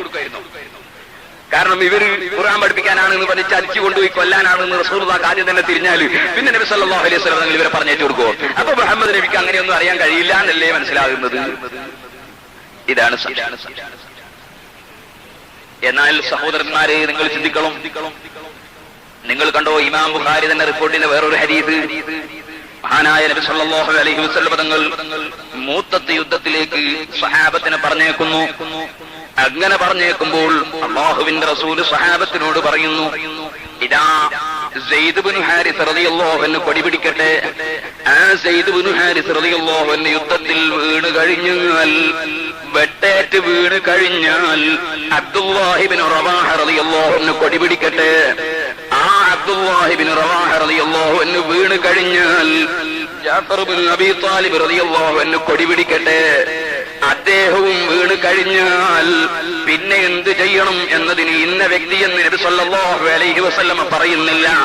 ഇമാം ബുഖാരി റിപ്പോർട്ട് ചെയ്യുന്നു, ഈ 3 സഹാബികളും ഗുരുനാഥനായ നബിയിൽ നിന്ന് ഇറങ്ങിപ്പോകുമ്പോ മൂന്നാൾക്കും അറിയാം പോകുന്നത് മരിക്കാനാണ്. കാരണം റസൂലുള്ളാഹി സ്വല്ലല്ലാഹു അലൈഹി വസല്ലം തങ്ങൾ പറഞ്ഞത് തന്നെ, ഇയാള് വെട്ടേറ്റ് വീണ് കഴിഞ്ഞാൽ മറ്റേയാള് കൊടി പിടിക്കട്ടെ, ഉറച്ചില്ലേ വീഴുമെന്ന കാര്യം ഉറപ്പാണ്. അയാള് വീണാ മറ്റേയാള് പിടിക്കട്ടെ, ഇയാളും വീഴുമെന്ന് ഉറപ്പാണ്. അയാള് വീണാ വേറെ ആള് പിടിക്കട്ടെ, അതും ഉറപ്പാണ്. ഈ 3 സഹാബത്തിനും ഖണ്ഡിതമായി ഉറപ്പുണ്ട്, ഞങ്ങൾ ഈ യുദ്ധത്തിൽ ഷഹീദാകുമെന്നാണ് നബി സല്ലല്ലാഹു അലൈഹി വസല്ലം യുദ്ധത്തിന് പറഞ്ഞേച്ചത്. പോയാൽ കൊന്നുപോകുമെന്ന കാരണം കൊണ്ട് അവരെ വീട്ടിലിരുത്തിക്കൂടായിരുന്നോ? ശിഷ്യന്മാരെ എണ്ണം കുറക്കാൻ നബി ഉദ്ദേശിച്ചിരുന്നോ? കാരണം അതല്ല, ആദ്യം നബിയെ പഠിക്കാത്തതാണ് ഈ സംശയം. ആരാണ് മുഹമ്മദ് നബി സല്ലല്ലാഹു അലൈഹി വസല്ലം തങ്ങളെന്ന് ആദ്യം പഠിക്കണം. വന്നജ്മി ഇദാ ഹവാ മാ വല്ല സാഹിബുക്കും വമാ വവാ വമാ യൻതിഖു അനിൽ ഹവാ ഇൻ ഹുവ ഇല്ലാ വഹ്യു യൂഹാ. മുഹമ്മദ് നബി സല്ലല്ലാഹു അലൈഹി വസല്ലമ തങ്ങൾ സ്വന്തമായി ഒരു കാര്യം പറയുന്ന വ്യക്തിയല്ല, സ്വന്തമായ ഒരു ഓർഡർ പുറപ്പെടുവിക്കുന്ന വ്യക്തിയല്ല, സ്വന്തമായ ഒരു കാര്യം തീരുമാനിക്കുന്ന വ്യക്തിയല്ല. പിന്നെയോ അല്ലാഹുവിന്റെ റസൂലിന്റെ ഓരോ ഓർഡറുകളും ഓരോ തീരുമാനങ്ങളും, ഒരാളെ പറഞ്ഞേക്കുന്നതും ഒരാളെ പറഞ്ഞേക്കാതിരിക്കുന്നതും ഒരാളെ നിർത്തുന്നതും ഒരാളെ അയക്കുന്നതുമെല്ലാം അല്ലാഹുവിങ്കൽ നിന്നുള്ള ഓർഡർ പ്രകാരമാണ്. അവിടെ മരിക്കുമോ ഇല്ലേ എന്നത് നോക്കിയിട്ടല്ല, പോയാ മടങ്ങി വരുമോ ഇല്ലേ എന്നത് നോക്കിയിട്ടല്ല, മടങ്ങി വന്നാലും വന്നില്ലെങ്കിലും ആരെയാണോ പറഞ്ഞേക്കാൻ അല്ലാഹുവിന്റെ ഓർഡർ ഉള്ളത് അവരെ പറഞ്ഞേക്കുന്നു. മരിക്കുമെന്നുറപ്പുണ്ടായാലും പറഞ്ഞേക്കും. പറഞ്ഞേക്കുന്നു, ചതിക്കുമെന്നുറപ്പുണ്ടായിരുന്നാലും പറഞ്ഞേക്കുന്നു, അള്ളാഹുവിന്റെ തീരുമാനം നടപ്പാക്കുകയല്ലാതെ സ്വന്തമായി ഒരു കാര്യവും പ്രവർത്തിക്കുന്നില്ല. വമാ യന്തിഖു അനിൽ ഹവാ ഇൻ ഹുവ ഇല്ലാ വഹ്യുൻ യൂഹാ. അള്ളാഹുവിങ്കൽ നിന്നുള്ള സന്ദേശമനുസരിച്ചല്ലാതെ ഒരു കാര്യവും നബി സല്ലല്ലാഹു അലൈഹി വസല്ലം തങ്ങൾ ചെയ്യുന്നില്ല. അപ്പോൾ പിന്നീട് എന്ത് നടക്കും എന്നത് തീരുമാനങ്ങളുമായി ബന്ധപ്പെട്ട വിഷയമല്ല. നബി സല്ലല്ലാഹു അലൈഹി വസല്ലം തങ്ങൾ കുറെ ആളെ പറഞ്ഞേക്കുമ്പോ പോയാൽ മരിച്ചു പോകുന്നത് ഞാൻ തന്നെയും പറഞ്ഞേക്കും. കാരണം എന്തുകൊണ്ട്? അത് അള്ളാഹുവിന്റെ ഓർഡർ പ്രകാരം ചെയ്യുക എന്നല്ലാതെ ഭവിഷ്യത്തുകളൊക്കെ സംബന്ധിച്ച് അള്ളാഹു അറിയിച്ചു കൊടുത്താലും ഓർഡർ പ്രകാരം പ്രവർത്തിക്കുക, അതാണ് നബി സല്ലല്ലാഹു അലൈഹി വസല്ലം. നിങ്ങൾ കണ്ടില്ലേ, ഹുദൈബിയ സന്ധി ഇങ്ങനെ നടക്കുമ്പോ ഉമർ ഇബ്നുൽ ഖത്താബ് റളിയല്ലാഹു അൻഹു വന്ന് നബി തങ്ങളോട് ചോദിച്ചു, നബിയെ, നമ്മൾ സത്യത്തിന്റെ മേലല്ലേ ഉള്ളത്? അതേ ഉമറേ, നാം സത്യത്തിന്റെ മേലാണുള്ളത്. നാം ഈ കുഫാറുകളുമായി നേരിട്ട് യുദ്ധത്തിൽ ഷഹീദായി മരിച്ചാൽ നിങ്ങൾക്ക് അല്ലാഹു സ്വർഗം തരില്ലേ നബിയെ? തരും ഉമറേ, തരും. എന്നാൽ നബിയെ, എന്തിനാണ് ഇവരുമായിട്ടൊരു സന്ധിയിൽ ഏർപ്പെടുന്നത്? നമുക്കിവിടുന്ന് യുദ്ധം ചെയ്തങ്ങ് മരിച്ചാൽ പോരെ? എന്തിനാണ് നമ്മൾ സന്ധിയിൽ ഏർപ്പെടുന്നത്? അത് തന്നെ നമുക്ക് ഗുണമില്ലാന്ന് തോന്നുന്ന നിലക്കുള്ള ഒരു സന്ധി. എന്തിനാണ് സന്ധിയിൽ ഏർപ്പെടുന്നത്? നമുക്കിവിടുന്ന് യുദ്ധം ചെയ്തങ്ങ് മരിച്ചുകൂടെ നബിയെ? അല്ലെങ്കിൽ ഞങ്ങൾ സത്യത്തിന്റെ മേലല്ലേ, അള്ളാഹുവിന്റെ സഹായം ഞങ്ങൾക്ക് കിട്ടില്ലേ? എന്തിനാണ് ഇവരുമായി ഒരു കരാറുണ്ടാക്കുന്നത് എന്ന് ഉമർ ഇബ്നുൽ ഖത്താബ് റളിയല്ലാഹു അൻഹു ചോദിക്കുമ്പോൾ നബി സല്ലല്ലാഹു അലൈഹി വസല്ലം തങ്ങളെ മറുപടി, ഉമറേ, അന റസൂലുള്ളാഹി, ഞാൻ അള്ളാഹു പറഞ്ഞേച്ച ആളാണ്. വലസ്തു ഹസീഹി, ഞാൻ അള്ളാഹുവിന് എതിര് ചെയ്യുന്നവനല്ല. പടച്ചവന്റെ ഓർഡർ അവരുമായി കരാറുണ്ടാക്കാനാണ്. ആ കരാറുണ്ടാക്കുക എന്നല്ലാതെ അവിടെ സത്യത്തിന്റെ മേലാണെന്നതുകൊണ്ടും ഷഹീദായി മരിച്ച സ്വർഗത്തിലെത്തുമെന്നതുകൊണ്ടും നമുക്ക് സന്ധിയില്ലാതെ മടങ്ങിപ്പോകാൻ നിവൃത്തിയില്ല. കാരണം എന്തുകൊണ്ട്? ഞാൻ അള്ളാഹുവിന് എതിര് ചെയ്യുന്നവനല്ല. വലസ്തു ഹസീഹി, ഞാൻ അള്ളാഹുവിന് എതിര് ചെയ്യുന്നവനല്ല. എന്റെ പ്രവർത്തനങ്ങൾ മുഴുവനും അള്ളാഹുവിന്റെ ഓർഡർ പ്രകാരമാണ്. മഹാനായ ഉമർ ഇബ്നുൽ ഖത്താബ് റളിയല്ലാഹു അൻഹുവിന്റെ ഇസ്ലാമിക സ്പിരിറ്റ് കൊണ്ട് അള്ളാഹുവിന്റെ റസൂലിനോട് പിന്നെയും ചില കാര്യം ചോദിച്ചിട്ട് അതേ കാര്യം വന്ന് സിദ്ദീഖുൽ അക്ബർ റളിയല്ലാഹു അൻഹുവിനോടും ഉമർ ഇബ്നുൽ ഖത്താബ് പറയുന്നു, ഓ അബൂബക്കർ സിദ്ദീഖ്, എന്തിനാണ് നമ്മൾ കരാറിന് നിൽക്കുന്നത്? നാം സത്യത്തിന്റെ മേലല്ലേ? നമ്മൾ മരിച്ച സ്വർഗത്തിലല്ലേ? നമുക്ക് അള്ളാഹുവിന്റെ സഹായം ലഭിക്കില്ലേ? നമ്മൾ എന്തിനാണ് കരാറിന് നിൽക്കുന്നതെന്ന് ചോദിക്കുമ്പോ അതാ സിദ്ദീഖുൽ അക്ബർ റളിയല്ലാഹു അൻഹു ഉമർ ഇബ്നുൽ ഖത്താബിന്റെയും ഉസ്താദാണ്. സിദ്ദീഖ് റളിയല്ലാഹു അൻഹു മറുപടി പറയുന്നു, അല്ലാഹുവിന്റെ റസൂലാണ് മുഹമ്മദ് നബി സല്ലല്ലാഹു അലൈഹി വസല്ലം, വലൈസ യസീഹി, ആ മുഹമ്മദ് നബി അല്ലാഹുവിനെ എതിര് ചെയ്യുന്നതല്ല. അള്ളാഹുവിന്റെ ഓർഡർ പ്രകാരം ചെയ്യാനേ നബിക്ക് പറ്റൂ. അവിടെ പോയാൽ എന്ത് സംഭവിക്കുമെന്നതോ നടന്നാൽ എന്തുണ്ടാകുമെന്നതോ നോക്കിയിട്ടല്ല നബിയുടെ പ്രവർത്തനം നടക്കുന്നത്.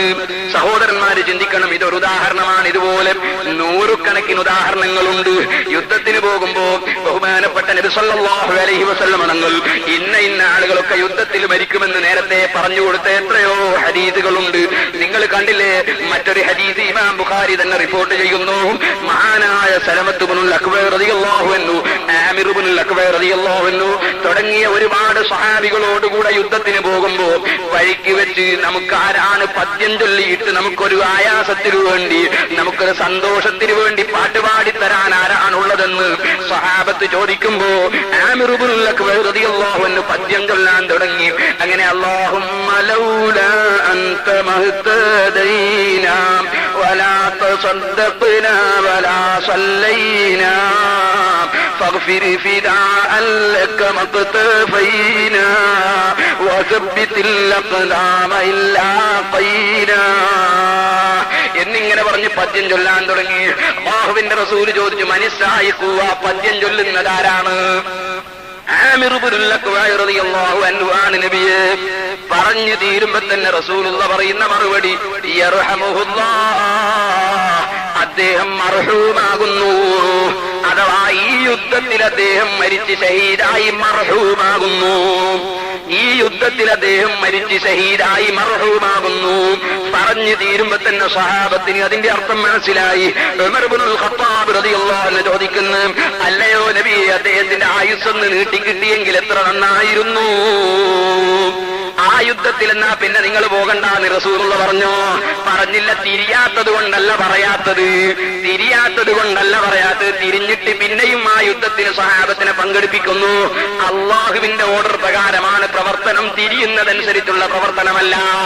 ഇനിയും എത്ര നൂറ് ഉദാഹരണങ്ങൾ കാണാം. ബദർ യുദ്ധത്തിന്റെ തലേ ദിവസം നബി സല്ലല്ലാഹു അലൈഹി വസല്ലം ബദറിൽ വരുന്നു. ഇമാം ബുഖാരി റിപ്പോർട്ട് ചെയ്യുന്നു. വന്നിട്ടതാ ഓരോ സ്ഥലങ്ങൾ അള്ളാഹുവിന്റെ റസൂല് കുറ്റിയിടുന്നത് പോലെ നമ്മൾ ഫൗണ്ടേഷന് വേണ്ടി, ബിൽഡിങ്ങിന് വേണ്ടി കുറ്റിയിടുമ്പോ ഇന്ന സ്ഥലത്താണ് അടുക്കള, ഇന്ന സ്ഥലത്താണ് കിണർ, ഇന്ന സ്ഥലത്താണ് ബെഡ്റൂം, ഈ നിലക്ക് കുറ്റിയിടുന്നത് പോലെ നബിതങ്ങൾ ബദർ യുദ്ധത്തിന്റെ സ്ഥലത്തേക്ക് വരുന്നു.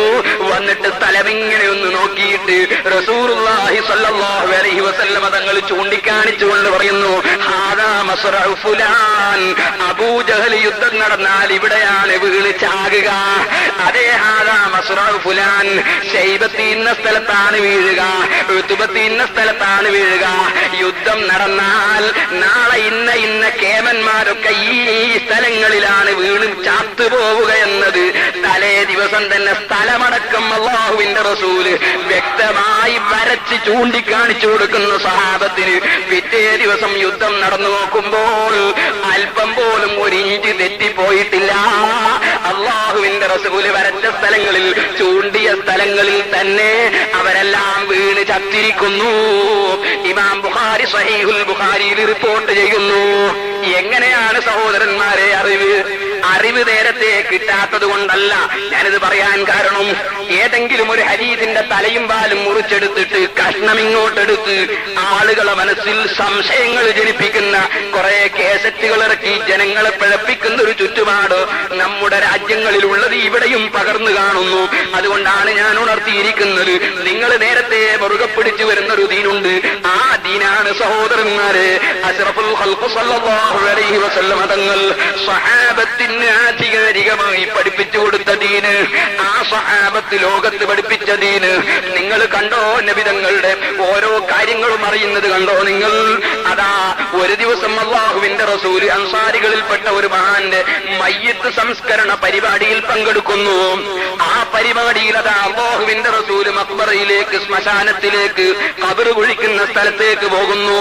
ഖബറിന്റെ അടുക്കൽ നിന്ന് ഔസീ മിൻ ഖിബലി റിജ്ലിഹി ഔസീ മിൻ ഖിബലി റഅസിഹി, ആ മരിച്ച മയ്യിത്തിന്റെ തലവെക്കുന്ന ഭാഗം അല്പം വിശാലതയിൽ കുഴിക്കണമെന്ന് നബി തങ്ങൾ ഉപദേശിക്കുന്നു. കാലിന്റെ ഭാഗം അല്പം വീതി കൂട്ടാൻ വേണ്ടി ഉപദേശിക്കുന്നു. അങ്ങനെ മയ്യിത്തിന് വേണ്ടി ഖബർ കുഴിക്കുന്ന സ്ഥലത്ത് നേതൃത്വം കൊടുത്ത നബി സല്ലല്ലാഹു അലൈഹി വസല്ലം മയ്യിത്ത് മറമാടി തിരിച്ചു വരുമ്പോൾ അതാ ഫഅഖ്ബലഹു ദാഇംറതിഹി, അല്ലാഹുവിന്റെ റസൂലിന്റെ അടുക്കലേക്ക് മരിച്ച മയ്യിത്തിന്റെ ഭാര്യ ഒരാളെ പറഞ്ഞേക്കുന്നു, ഒരു മന്ദൂബിനെ അയക്കുന്നു ക്ഷണിക്കാൻ വേണ്ടി. എന്തിനാണ് ക്ഷണിക്കുന്നത്? മരിച്ച മയ്യിത്തിന്റെ പേരിൽ വീട്ടിൽ ആട്ടിനെ അറുത്തിട്ട് ഭക്ഷണം പാകം ചെയ്തിട്ടുണ്ട്. ആ മരിച്ച വീട്ടിൽ പാകം ചെയ്ത ഭക്ഷണം, മരിച്ച മയ്യിത്തിന്റെ പേരിൽ കൊടുക്കുന്ന ഭക്ഷണം, അത് നബി സല്ലല്ലാഹു അലൈഹി വസല്ലം തങ്ങളെ ക്ഷണിച്ച് റസൂലുള്ളാഹി സ്വല്ലല്ലാഹു അലൈഹി വസല്ലം തങ്ങൾക്ക് കൊടുക്കാൻ വേണ്ടിയാണ് ക്ഷണിക്കാൻ ആളെ പറഞ്ഞേക്കുന്നത്. മിസ്കാത്ത് പോലുള്ള ഹദീസിന്റെ ഗ്രന്ഥങ്ങളിൽ അബൂ ദാവൂദ് റളിയല്ലാഹു അൻഹു റിപ്പോർട്ട് ചെയ്ത, ഇമാം ബൈഹഖി റിപ്പോർട്ട് ചെയ്ത ഈ ഹദീസിൽ ഉദ്ധരിച്ചതായി കാണാം. അങ്ങനെ ഫഅഖ്ബലഹു ദാഇംറതിഹി, നബി സല്ലല്ലാഹു അലൈഹി വസല്ലം തങ്ങളുടെ അടുക്കലേക്ക് അദ്ദേഹത്തിന്റെ ഭാര്യ ക്ഷണിക്കാൻ വേണ്ടി ആളെ പറഞ്ഞേച്ചു. അങ്ങനെ ഫഅജാബ, അല്ലാഹുവിന്റെ റസൂൽ ക്ഷണിച്ച ക്ഷണം സ്വീകരിച്ചുകൊണ്ട് നബി സല്ലല്ലാഹു അലൈഹി വസല്ലം തങ്ങൾ അങ്ങോട്ട് പോയി.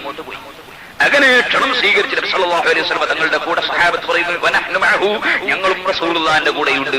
മരിച്ച വീട്ടിൽ മരിച്ച അന്ന് തന്നെ ഭക്ഷണം ഉണ്ടാക്കിയിട്ട് ക്ഷണിച്ചപ്പോ അല്ലാഹുവിന്റെ റസൂൽ ക്ഷണം സ്വീകരിച്ചു. എന്നിട്ട് സഹാബത്തിന്റെ കൂടെ അതാ ആ വീട്ടിലേക്ക് പോകും. ചില ആളുകൾ പഠിച്ചു വെച്ചത് അറിയോ? ഒരു സ്ഥലത്ത് ഒരാൾ മരിച്ചാൽ പിന്നെ അവിടെ കുറച്ച് ദിവസത്തേക്ക് ഒന്നും ഉണ്ടാക്കാൻ പാടില്ല, പിന്നെ അവിടുത്തെ അടുപ്പ് തീ കത്തിക്കാനും പാടില്ല, നമ്മുടെ ഗ്യാസിന്റെ അടുപ്പാണെങ്കിൽ അമ്പൈക്ക് തീ കൊണ്ടുപോകാൻ പാടില്ല. അതെ, മരിച്ചില്ലേ പിന്നെ ബാക്കിയുള്ളവരും കൂടി മരിക്കണ്ടേ? അങ്ങനെയാണോ ഇസ്ലാം ദീൻ പഠിപ്പിച്ചത്? ഒരു മരിച്ച വീട്ടിൽ അവരുടെ ദുഃഖം കാരണത്താൽ അവർ ഭക്ഷണം കഴിക്കാതെ, വീട്ടുകാര് ഭക്ഷണം കഴിക്കാതെ ദുഃഖത്തിൽ ആണ്ട് അവരൊന്നും കഴിക്കാതെ പട്ടിണി കിടക്കുന്നത് കണ്ടാൽ അത്തരം ആളുകൾക്ക് തൊട്ടടുത്ത വീട്ടിൽ നിന്ന് ഭക്ഷണം ഉണ്ടാക്കി കൊണ്ടുപോയി ഭക്ഷിപ്പിക്കണം എന്ന് ഇസ്ലാമിലുണ്ട്. ജാഫർ അല്ലാഹു മരണപ്പെട്ടപ്പോൾ കുടുംബം അങ്ങനെ ജാഫർ റളിയല്ലാഹു നിങ്ങൾ ഭക്ഷണം ഉണ്ടാക്കി കൊണ്ടുപോയി കൊടുക്കണം എന്ന് പറഞ്ഞിട്ടുണ്ട്. അത് നമ്മൾ കൊണ്ട് ചെയ്യുകയും വേണം. മരിച്ച വീട്ടിൽ അവർ ഭക്ഷണം കഴിക്കാതെ ഇങ്ങനെ ഇരിക്കുമ്പോൾ നമ്മൾ വീട്ടിൽ വന്ന് നന്നായി തിന്നാൻ പാടില്ല. നമ്മൾ ഉണ്ടാക്കിയിട്ട് അവർ കൊണ്ടുപോയി കൊടുക്കണം, വേണ്ടാന്ന് പറയുന്നില്ല. മരിച്ച വീട്ടിൽ നിന്ന് ആ മരിച്ച വീട്ടിലുള്ള കുടുംബക്കാര് അവരുടെ സ്വന്തം ഭക്ഷണം ഉണ്ടാക്കിയിട്ട് തിന്നാണ്. അപ്പൊ നമ്മൾ പോയിട്ട് പറയേ ഇന്ന് നിങ്ങൾ ഉണ്ടാക്കി തിന്നാൻ പാടില്ല, ഞങ്ങൾ കൊണ്ടുവരുന്ന തിന്നാൻ പാടുള്ളൂ എന്ന് പറയണോന്നാ?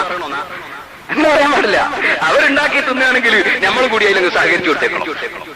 അതുകൊണ്ട് അല്ലാതെ നിങ്ങൾ ഇന്ന് ദുഃഖത്തോടെ ഇങ്ങനെ ഇരിക്കണം, ഞങ്ങൾ കൊണ്ടുവരുന്ന മാത്രം തിന്നണം എന്ന് പറയണം എന്നല്ല ഹദീസിന്റെ അർത്ഥം. മറിച്ച് ദുഃഖത്തോടെ ഇരിക്കുകയാണ്, അവരൊന്നും തിന്നുന്നില്ലെങ്കിൽ നമ്മൾ നിർബന്ധിച്ച് അവരെ തീറ്റിക്കണം. അവരുടെ മനസ്സിന്റെ ദുഃഖത്തിൽ നമ്മളും പങ്കാളികളാകണം, അവരുടെ കൊടുക്കണം. അത് എല്ലാ പണ്ഡിതന്മാരും എഴുതി വെച്ചിട്ടുണ്ട്. എന്നാൽ ഒരാൾ മരിച്ച വീട്ടിൽ വെച്ച് ഭക്ഷണം ഉണ്ടാക്കിയാൽ അത് മറ്റുള്ളവർക്ക് തിന്നാൻ പറ്റുമോ? മരിച്ച വീട്ടിൽ നിന്ന് ഭക്ഷണം ഉണ്ടാക്കാൻ പാടില്ല എന്നൊരു വിശ്വാസമുണ്ട് ചില ജനങ്ങൾക്ക്. എന്നല്ല നമ്മളൊരു വിശ്വാസമുണ്ട്. മരിക്കുമ്പോ പുരക്കെന്തെങ്കിലും ഉണ്ടെങ്കിൽ അത് അങ്ങനെ തന്നെ കൊണ്ടുപോയി പോയിട്ടോളമോ? ഒരാൾ മരിക്കുമ്പോ വീട്ടിൽ കുറച്ച് ഭക്ഷണം ഉണ്ടാക്കി അത് അങ്ങനെ തന്നെ കൊണ്ടുപോയി കുഴിച്ചിട്ട് കളയുക എന്നത് ഹറാമാണ്. ഭക്ഷണ സാധനം നശിപ്പിക്കാൻ പാടില്ല. അത് വിശക്കുന്ന ആളുകൾ ഭക്ഷിക്കും. മരിച്ചവന്റെ മക്കൾ തിരക്കുകളില്ല, കുടുംബക്കാരെന്നാൽ തിരക്കുകളില്ല, പുറത്തുള്ള എന്നാൽ തിരക്കുകളില്ല. ഭക്ഷണ സാധനം നശിപ്പിക്കാൻ പാടില്ല. അത് ചിലർക്കൊരു ധാരണ. അപ്പൊ അവിടെ ഉള്ളത് തിന്നാൻ പാടില്ല എന്ന് വിട്ടില്ല. വേറൊരു കൂട്ടർക്ക് 3 സ്കഞ്ഞിറക്കി വിട്ട് അടുപ്പിലേക്ക് എത്തിക്കാൻ പാടില്ല. അങ്ങനെ ചിലർക്കൊരു ധാരണ. അതൊക്കെ വിശ്വാസങ്ങളാണ്. അതൊന്നും ഞാൻ നടപ്പാക്കാൻ പാടില്ല. നിങ്ങൾ കണ്ടോ, ബഹുമാനപ്പെട്ട അബൂ രാവിലെ മകന് സുഖമില്ലാതെ വീട്ടിൽ നിന്ന് ഇറങ്ങിപ്പോയതാണ്. ഇമാം മുസ്ലിം വീട്ടിൽ ഇറങ്ങിപ്പോയ അബൂ ത്വൽഹ റളിയല്ലാഹു അൻഹു മകന്റെ അസുഖം കണ്ടുകൊണ്ട് തിരിച്ചു വന്ന് പോയ അബൂ ത്വൽഹ റളിയല്ലാഹു അൻഹു വീട്ടിലേക്ക് തിരിച്ചു വരുമ്പോഴേക്ക് മകൻ മരിച്ചുപോയി. മരിച്ചുപോയ മകനെ കുളിപ്പിച്ച് നന്നായി നാട്ടിയാക്കി കുളിപ്പിച്ചിട്ട് ഒരു റൂമിൽ കൊണ്ടുപോയി ഉമ്മ അതാ കൊണ്ടുപോയി കിടത്തുന്നു. ആ കിടത്തിയിട്ടുള്ള മഹദിയായ മുസ്ലിം റളിയല്ലാഹു അൻഹ അവിടെ കൊണ്ടുപോയി കുട്ടിയെ കിടത്തിയിട്ട് അബൂ ത്വൽഹ റളിയല്ലാഹു അൻഹു ആകുന്ന ഭർത്താവ് വരുമ്പോഴേക്ക് ഭർത്താവ് സുന്ദരമായി ഭർത്താവിന് ഭക്ഷണം പാകം ചെയ്തിട്ട് കൊണ്ടുപോയി ആ ഭക്ഷണവും നന്നായി സൂക്ഷിക്കുന്നു. ഭർത്താവ് കൈവരുമ്പോൾ സാധാരണ പോലെ ഭർത്താവിനെ എതിരേൽക്കുന്നു. എതിരേറ്റ് കൊണ്ടുവന്ന് ഭർത്താവിന് ഭക്ഷണം കൊണ്ടുപോയി നന്നായി ഭർത്താവ് ഭക്ഷണം കഴിക്കുന്നു. കയറി വരുമ്പോൾ ഒരു ചെറിയ ചോദ്യം ചോദിച്ചു, നമ്മുടെ മകനെന്തായി, സുഖമില്ലാത്ത മകനെന്തായി? അതിന് ഭാര്യയുടെ മറുപടി കിടക്കുന്നു. ശരിയാണല്ലോ, മരിച്ചിട്ട് സമാധാനത്തോടുകൂടെ കിടക്കുകയാണ്. ഭർത്താവിനോട് പറഞ്ഞ വചകം അതാണ്. അതാണ് സ്വഹത്തായ പെണ്ണ്. അല്ലാഹു തആല മനുഷ്യന് കൊടുക്കുന്ന വലിയ നിഅമത്താണെന്ന് നബി സല്ലല്ലാഹു അലൈഹി വസല്ലം പറഞ്ഞില്ലേ? ആ സാലിഹത്തായ പെണ്ണ് ഭർത്താവിനോട് പറഞ്ഞ മറുപടി സമാധാനത്തോടെ കിടക്കുന്നു. ഭർത്താവ് ഭക്ഷണം കഴിക്കുന്നു. അതിനുശേഷം സാധാരണ പോലെ അവർ രണ്ടുപേരും ഒന്നായി ഒരു റൂമിൽ കിടക്കുന്നു. ഈ ഉമ്മക്ക് ഉറക്കം വരുന്നില്ല. ഭർത്താവുമായി സംസാരിക്കുന്നു. ഭർത്താവിന് ഭാര്യയുമായി ബന്ധപ്പെടുന്നു. അവിടുന്ന് ഭാര്യയുമായി ബന്ധപ്പെട്ട് സല്ലഭിച്ചതിന് ശേഷം ഈ മഹദി ഒരു ചോദ്യം ചോദിക്കുന്നു. അല്ലയോ ഭർത്താവേ, ഞാനൊരു സംശയം ചോദിക്കട്ടെ. ഒരാള് നമ്മളെ കയ്യിലേക്ക് ഒരു സാധനം തൽക്കാലത്തേക്ക് തന്ന് ഏൽപ്പിച്ചാൽ, ഒരമാനത്ത് ഏൽപ്പിച്ചാൽ, ആ സാധനം അദ്ദേഹം തിരിച്ചു ചോദിക്കുമ്പോ നമ്മൾ തൃപ്തിയോടുകൂടെ മടക്കി കൊടുക്കണോ? അതല്ല അത് ചോദിക്കുമ്പോൾ നമുക്ക് മനസ്സിന് വിഷമം വേണമോ? അതോടുകൂടെ മടക്കി കൊടുക്കണം. അപ്പോഴാണ് മഹദി പറയുന്നത്, എന്നാൽ ലോകത്തിന്റെ യജമാനനായ അല്ലാഹു അമാനത്താൻ ആ കുട്ടിയെ അതിന്റെ ഉടമസ്ഥയെ അല്ലാഹു തിരിച്ചു ചോദിച്ചിരിക്കുന്നു. അതിന്റെ ഉടമസ്ഥനായ അല്ലാഹു അത് തിരിച്ചു ചോദിച്ചിരിക്കുന്നു. സന്തോടെ തിരിച്ചു കൊടുക്കണ്ടേ? ഇത് പറഞ്ഞപ്പോഴാണ് അബൂ ത്വൽഹ റളിയല്ലാഹു അൻഹുവിന് നടന്ന സംഭവം മനസ്സിലാകുന്നത്. ഇലാ ഹദറത്തി റസൂലില്ലാഹി അഷ്റഫുൽ ഖൽഖ് സല്ലല്ലാഹു അലൈഹി വസല്ലം തങ്ങളടുക്കൽ വന്ന് സ്വന്തം ഭാര്യ പെരുമാറിയ ഈ പെരുമാറ്റങ്ങൾ മുഴുവനും നബിയോട് പറഞ്ഞപ്പോ നബി തങ്ങൾ എന്താണ് പറഞ്ഞത്? ആ രാത്രിയിൽ നിന്റെ ഭാര്യയുടെ കാരണത്താൽ, നിന്റെ ഭാര്യയുടെ സൽപ്രവൃത്തിയുടെ കാരണത്താൽ ആ രാത്രിയിൽ കുട്ടിയെ ബർക്കത്ത് ചെയ്തിപ്പോ ബർക്കത്തുള്ള കുട്ടിയെ അല്ലാഹു നിങ്ങൾക്ക് തന്നിരിക്കുന്നു. അഷ്റഫുൽ ഖൽഖ് മുഹമ്മദുർ റസൂലുള്ളാഹി. സഹോദരന്മാരെ, ഇന്നലെ രാത്രിയിൽ ബന്ധപ്പെട്ട ബന്ധത്തിൽ ജനിച്ച കുട്ടിയാണെന്നും അത് ബർക്കത്തുള്ള കുട്ടിയാണെന്നും അല്ലാഹുവിന്റെ റസൂൽ അതാ തുറന്നു പറയുന്നു. റസൂലുള്ളാഹിക്ക് അല്ലാഹു കൊടുക്കുന്ന ഇൽമ് കണ്ടോ നിങ്ങൾ? പോരാ, അതിന്റെ പുറമെ ഈ പെണ്ണ് ചെയ്ത പ്രവർത്തനങ്ങൾ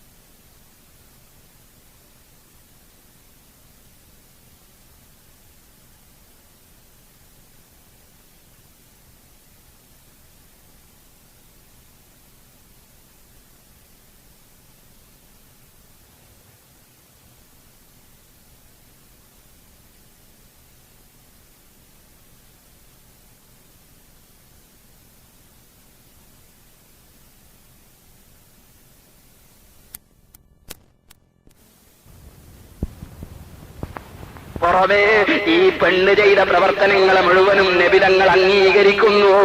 മരിച്ച വീട്ടിൽ വെച്ച് ആ വീട്ടുകാര് ഭക്ഷണം ഉണ്ടാക്കുന്നത് തെറ്റാണെങ്കിൽ, ഭക്ഷണം കഴിക്കുന്നത് തെറ്റാണെങ്കിൽ റസൂലുള്ള പറയണ്ടേ ആ പെണ്ണ് ചെയ്തത് തെറ്റായിപ്പോയി. മക്കള് മരിച്ചാ തൊട്ട പുറക്കാറുണ്ടാക്കി കൊടുക്കുകയല്ലാതെ അവര് പിന്നെ അവിടെ ഒന്നും ഉണ്ടാക്കാൻ പാടില്ലെന്ന് നബിതങ്ങൾ പറയണ്ടേ? പറഞ്ഞിട്ടില്ല. കാരണം നബി സല്ലല്ലാഹു അലൈഹി വസല്ലം മരിച്ച വീട്ടിൽ വെച്ച് ഭക്ഷണം പാകം ചെയ്യുന്നതിനോ അത് കഴിക്കുന്നതിനോ എതിരല്ല. മറിച്ച് ക്ഷിരാ ദുഃഖത്തിൽ മുഴുകിപ്പോയ ജനങ്ങളെ സമാധാനിപ്പിക്കാൻ വേണ്ടി വന്നാൽ തൊട്ടടുത്ത വീട്ടുകാര് ഭക്ഷണം ഉണ്ടാക്കി കൊടുക്കണമെന്ന നിയമമുണ്ട്. അതേസമയം അവിടെ ഭക്ഷണം ഉണ്ടാക്കരുതെന്ന് നിയമമില്ല, വിതരണം ചെയ്യരുതെന്ന് നിയമമില്ല. ഇക്കാരണം കൊണ്ട് തന്നെ നബി സല്ലല്ലാഹു അലൈഹി വസല്ലം തങ്ങളെ മരിച്ച വീട്ടിലേക്ക് ഭക്ഷണത്തിന് ക്ഷണിച്ചപ്പോൾ നബി സല്ലല്ലാഹു അലൈഹി വസല്ലം തങ്ങൾ പോകുന്നു, സഹാബത്ത് കൂടെ പോകുന്നു, ഭക്ഷണം കൊണ്ടുവന്ന് മുമ്പിൽ വെക്കുന്നു. അല്ലാഹുവിന്റെ റസൂൽ ഭക്ഷണം അതാ കൈകൊണ്ടെടുത്ത് തുടങ്ങുന്നു.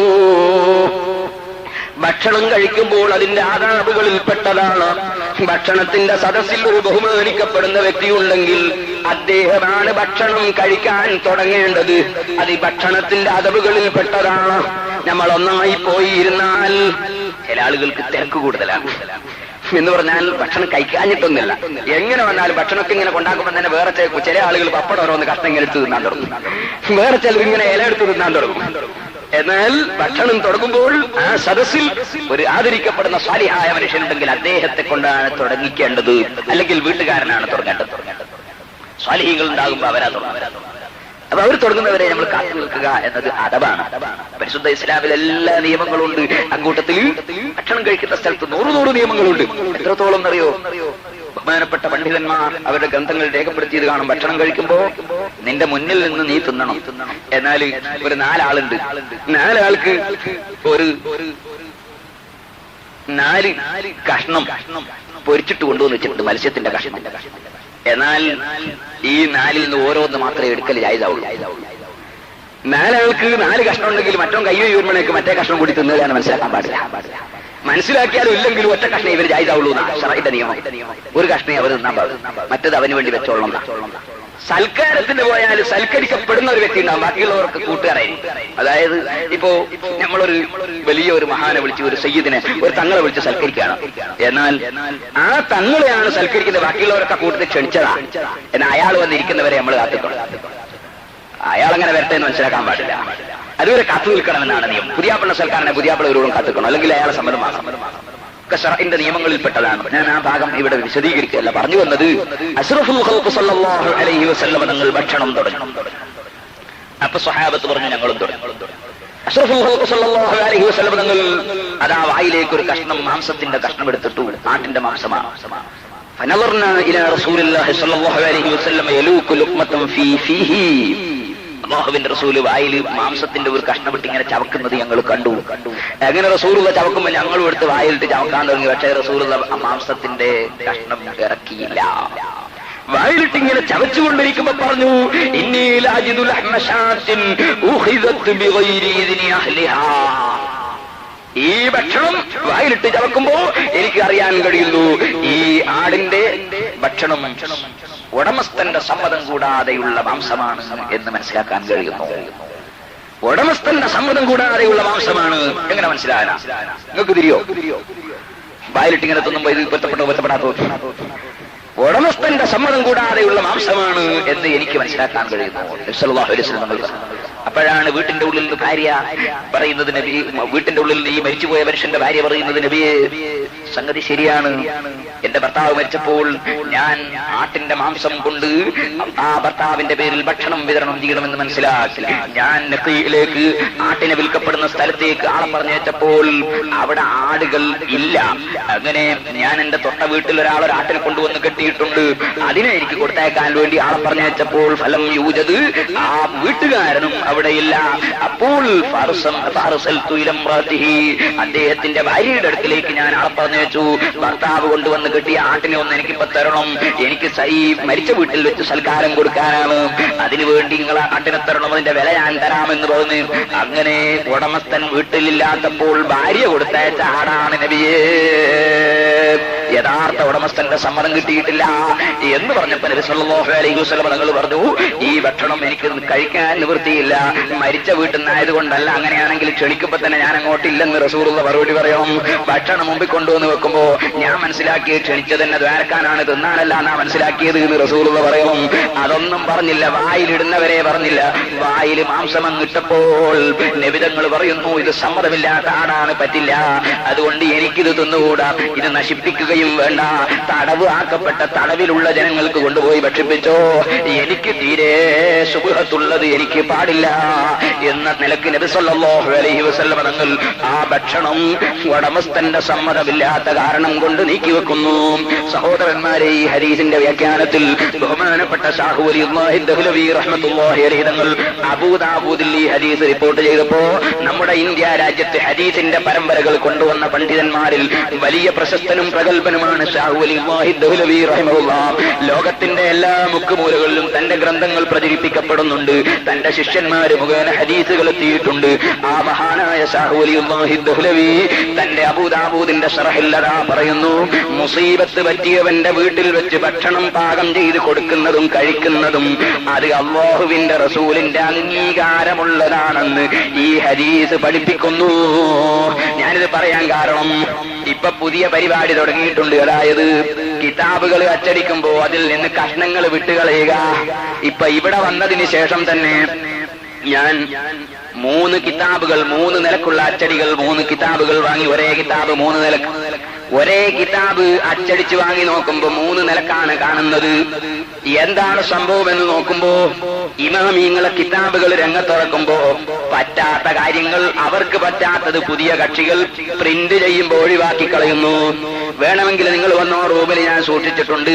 ഇമാം അശ്അരി റഹ്മത്തുള്ളാഹി അലൈഹി തങ്ങളുടെ അൽ ഇബാന എന്ന ഗ്രന്ഥം ഇവിടെ തന്നെ പ്രസിദ്ധീകരിക്കപ്പെടുന്നത്, അതായത് ഇവിടെ തന്നെ ബുക്ക് സ്റ്റാളുകളിൽ നൽകപ്പെടുന്ന ഗ്രന്ഥം 3 വിധത്തിൽ കാണുന്നു.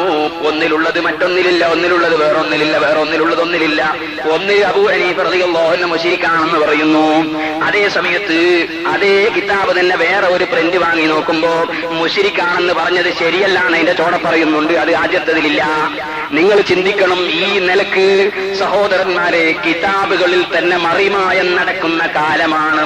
അതുകൊണ്ട് പൂർവകാലത്ത് മുസ്ലിം പണ്ഡിതന്മാർ അംഗീകരിച്ചു വരുന്ന കാര്യങ്ങള് ഒരാൾ കിതാബിന്റെ ഉദ്ധരണി സഹിതം തന്നെ ചൂണ്ടിക്കാണിച്ചാലും വിശ്വസിച്ചു പോകരുതെന്നാണ് ഞാൻ പറയുന്നത്. കാരണം കിതാബിന്റെ ഉദ്ധരണി തന്നെ കട്ടുപോകുന്ന കാലമായാൽ എന്ത് ചെയ്യും? ബഹുമാനപ്പെട്ട ഇമാം അബൂ ഹനീഫ റളിയല്ലാഹു അൻഹുവിനെ സംബന്ധിച്ച് ഇല്ലാത്ത ആരോപണം പറഞ്ഞിട്ട് അബൂ ഹനീഫ റളിയല്ലാഹു അൻഹു മുശ്രിക്കാണെന്നൊരു വാചകം ഒരു കിതാബിൽ കാണുന്നു. അത് തന്നെ വേറെ ഒരു പ്രിന്റ് എടുത്തു നോക്കുമ്പോ അതിൽ കാണുന്നത്, അതും വാങ്ങുന്നത് നമ്മൾ ബുക്ക് സ്റ്റാളിൽ നിന്ന് തന്നെ, അത് വാങ്ങി നോക്കുമ്പോ പറയുന്നത് അങ്ങനെ ഒരു ചങ്ങാതി പറഞ്ഞിരുന്നു, അവൻ കള്ളനാണ് എന്ന പറഞ്ഞത് ആദ്യത്തെ കിതാബിലില്ല. ഈ നിലക്ക് ലോകത്തുള്ള ദീനിന്റെ ഇൽമു തന്നെ മാറ്റിമറിക്കാനുള്ള പരിശ്രമം നടക്കുന്ന ഈ ആധുനിക യുഗത്തിൽ ഇതാ പൂർവകാലത്തുള്ള സജ്ജനങ്ങളും സാലിഹീങ്ങളും വിശ്വസിച്ചു വന്നത്, പ്രവർത്തിച്ചു വന്നത് ഒരു കിതാബിന്റെ ഉദ്ധരണി കണ്ടാലും പെട്ടെന്ന് സംശയത്തിലകപ്പെടരുതെന്നാണ് ഇപ്പോൾ സൂചിപ്പിച്ചത്. സഹോദരന്മാരെ, ഞാനീ പറഞ്ഞ ഹദീസ് ഉണ്ടല്ലോ, ബഹുമാനപ്പെട്ട ഖതീബ് തിബിരീസ് റളിയല്ലാഹു അൻഹു, ശാഹു വലിയുല്ലാഹി ദഹ്ലവി റഹ്മത്തുള്ളാഹി അലൈഹി തങ്ങളും മറ്റുമൊക്കെ റിപ്പോർട്ട് ചെയ്ത് രേഖപ്പെടുത്തിയ സ്ഥലത്ത് മരിച്ച മയ്യത്തിന്റെ ഭാര്യയുടെ ക്ഷണിക്കുന്നവൻ വന്നു എന്നാണുള്ളത്. എന്നാൽ ഇപ്പോൾ അച്ചടിച്ചു വരുന്ന ചില കിതാബുകളിൽ ഹി എന്നത് ഒഴിവാക്കിയിട്ടാണ് അച്ചടി വരുന്നത്. ഇപ്പൊ പുതിയ പ്രസ്ഥാനക്കാര് പറയുന്നു അവിടെ അയാളെ ഭാര്യയാണ് ക്ഷണിച്ചത് എന്നില്ല, ഏതോ ഒരു പെണ്ണ് ക്ഷണിച്ചു എന്നേ ഉള്ളൂ എന്നാണ് ഇപ്പോൾ മറുപടി പറയുന്നത്. പിൽക്കാലത്ത് തട്ടിക്കളഞ്ഞതാണോ? ശാഹു വലിയുല്ലാഹി ദഹ്ലവി റഹ്മത്തുള്ളാഹി അലൈഹി തങ്ങൾ ഈ ഹദീസിന്റെ വ്യാഖ്യാനത്തിൽ വ്യക്തമായി പറയുന്നു, മുസീബത്ത് പറ്റിയവന്റെ വീട്ടിൽ വെച്ച് ഭക്ഷണം കൊടുക്കുകയും വിതരണം ചെയ്യുകയും കഴിക്കുകയും ചെയ്യാമെന്നതിന് ഈ ഹദീസ് തെളിവാണെന്ന് പറയുന്നു. മുല്ലാ അലിയുൽ ഖാരി അദ്ദേഹത്തിന്റെ മിർഖാത്തിലും അക്കാര്യം പറയുന്നു. ഞാൻ ആ ഭാഗം വിവരിക്കുകയല്ല. ഇനി ഇതിന്റെ ഇതിന്റെയൊക്കെ പുറമെ മരിച്ച വീട്ടിൽ വെച്ച് ഭക്ഷണം കൊടുക്കുന്ന പതിവ് സ്വഹാബത്തിന്റെ പതിവാണ്. ഇമാം ജലാലുദ്ദീൻ സുയൂത്തി റഹ്മത്തുള്ളാഹി അലൈഹി തങ്ങൾ അവിടുത്തെ അൽ ഹാബീറുൽ ഫതാവയിൽ വ്യക്തമായി രേഖപ്പെടുത്തുന്നു, കാനൂ യസ്തഹിബ്ബൂന അൻ യുത്അമ അനിൽ മയ്യിതി സബ്അത അയ്യാം. ബഹുമാനപ്പെട്ട സ്വഹാബത്ത് 7 ദിവസത്തോളം മരിച്ച മയ്യിത്തിന് വേണ്ടി ഭക്ഷണം കൊടുക്കുന്നത് സുന്നത്തായി കണക്കാക്കുകയും സ്വഹാബത്ത് കൊടുക്കുകയും ചെയ്തിരുന്നു. സഹീഹായ പരമ്പരയോടുകൂടി താബൂസ് റളിയല്ലാഹു അൻഹുവിൽ നിന്ന് ആ ഹദീസ് റിപ്പോർട്ട് ചെയ്യുന്നു.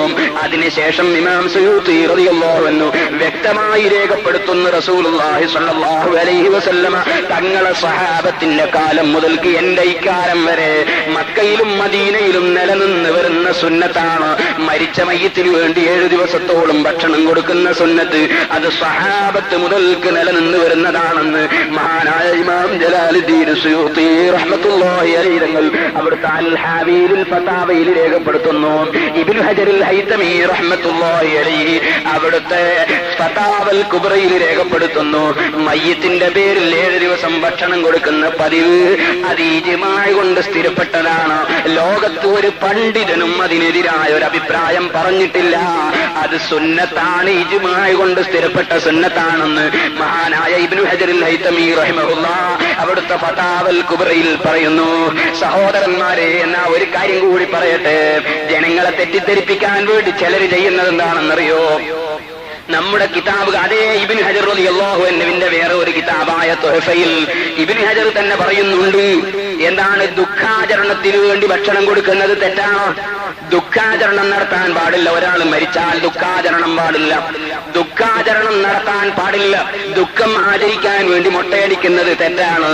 ദുഃഖാചരണത്തിന് വേണ്ടി കറുത്തത് ധരിക്കുന്നത് തെറ്റാണ്, കറുത്ത കൊടി കുത്തുന്നത് തെറ്റാണ്. അങ്ങനെ മരിച്ചതിന്റെ പേരിൽ ദുഃഖാചരണം നടത്തുന്നത് തെറ്റാണ്. ഈ ദുഃഖാചരണം എന്ന നിലക്ക് ദുഃഖം ആചരിക്കാൻ വേണ്ടി കുറെ ആളുകൾ ഒരു സ്ഥലത്ത് ഒരുമിച്ച് കൂടുകയും എന്നിട്ട് ആചരണത്തിന് വേണ്ടി ഭക്ഷണം കൊടുക്കുകയും ചെയ്യുന്നുവെങ്കിൽ അത് തെറ്റാണ്. ദുഃഖാചരണത്തിന് വേണ്ടിയാണ് ഭക്ഷണം നൽകുന്നതെങ്കിൽ അത് തെറ്റാണ്. മയ്യത്തിന് ആഖിറത്തിൽ ഗുണം കിട്ടാൻ വേണ്ടിയാണെങ്കിൽ അത് നല്ലതാണ്. ഇതാണ് പണ്ഡിതന്മാർ എഴുതി വെച്ചത്.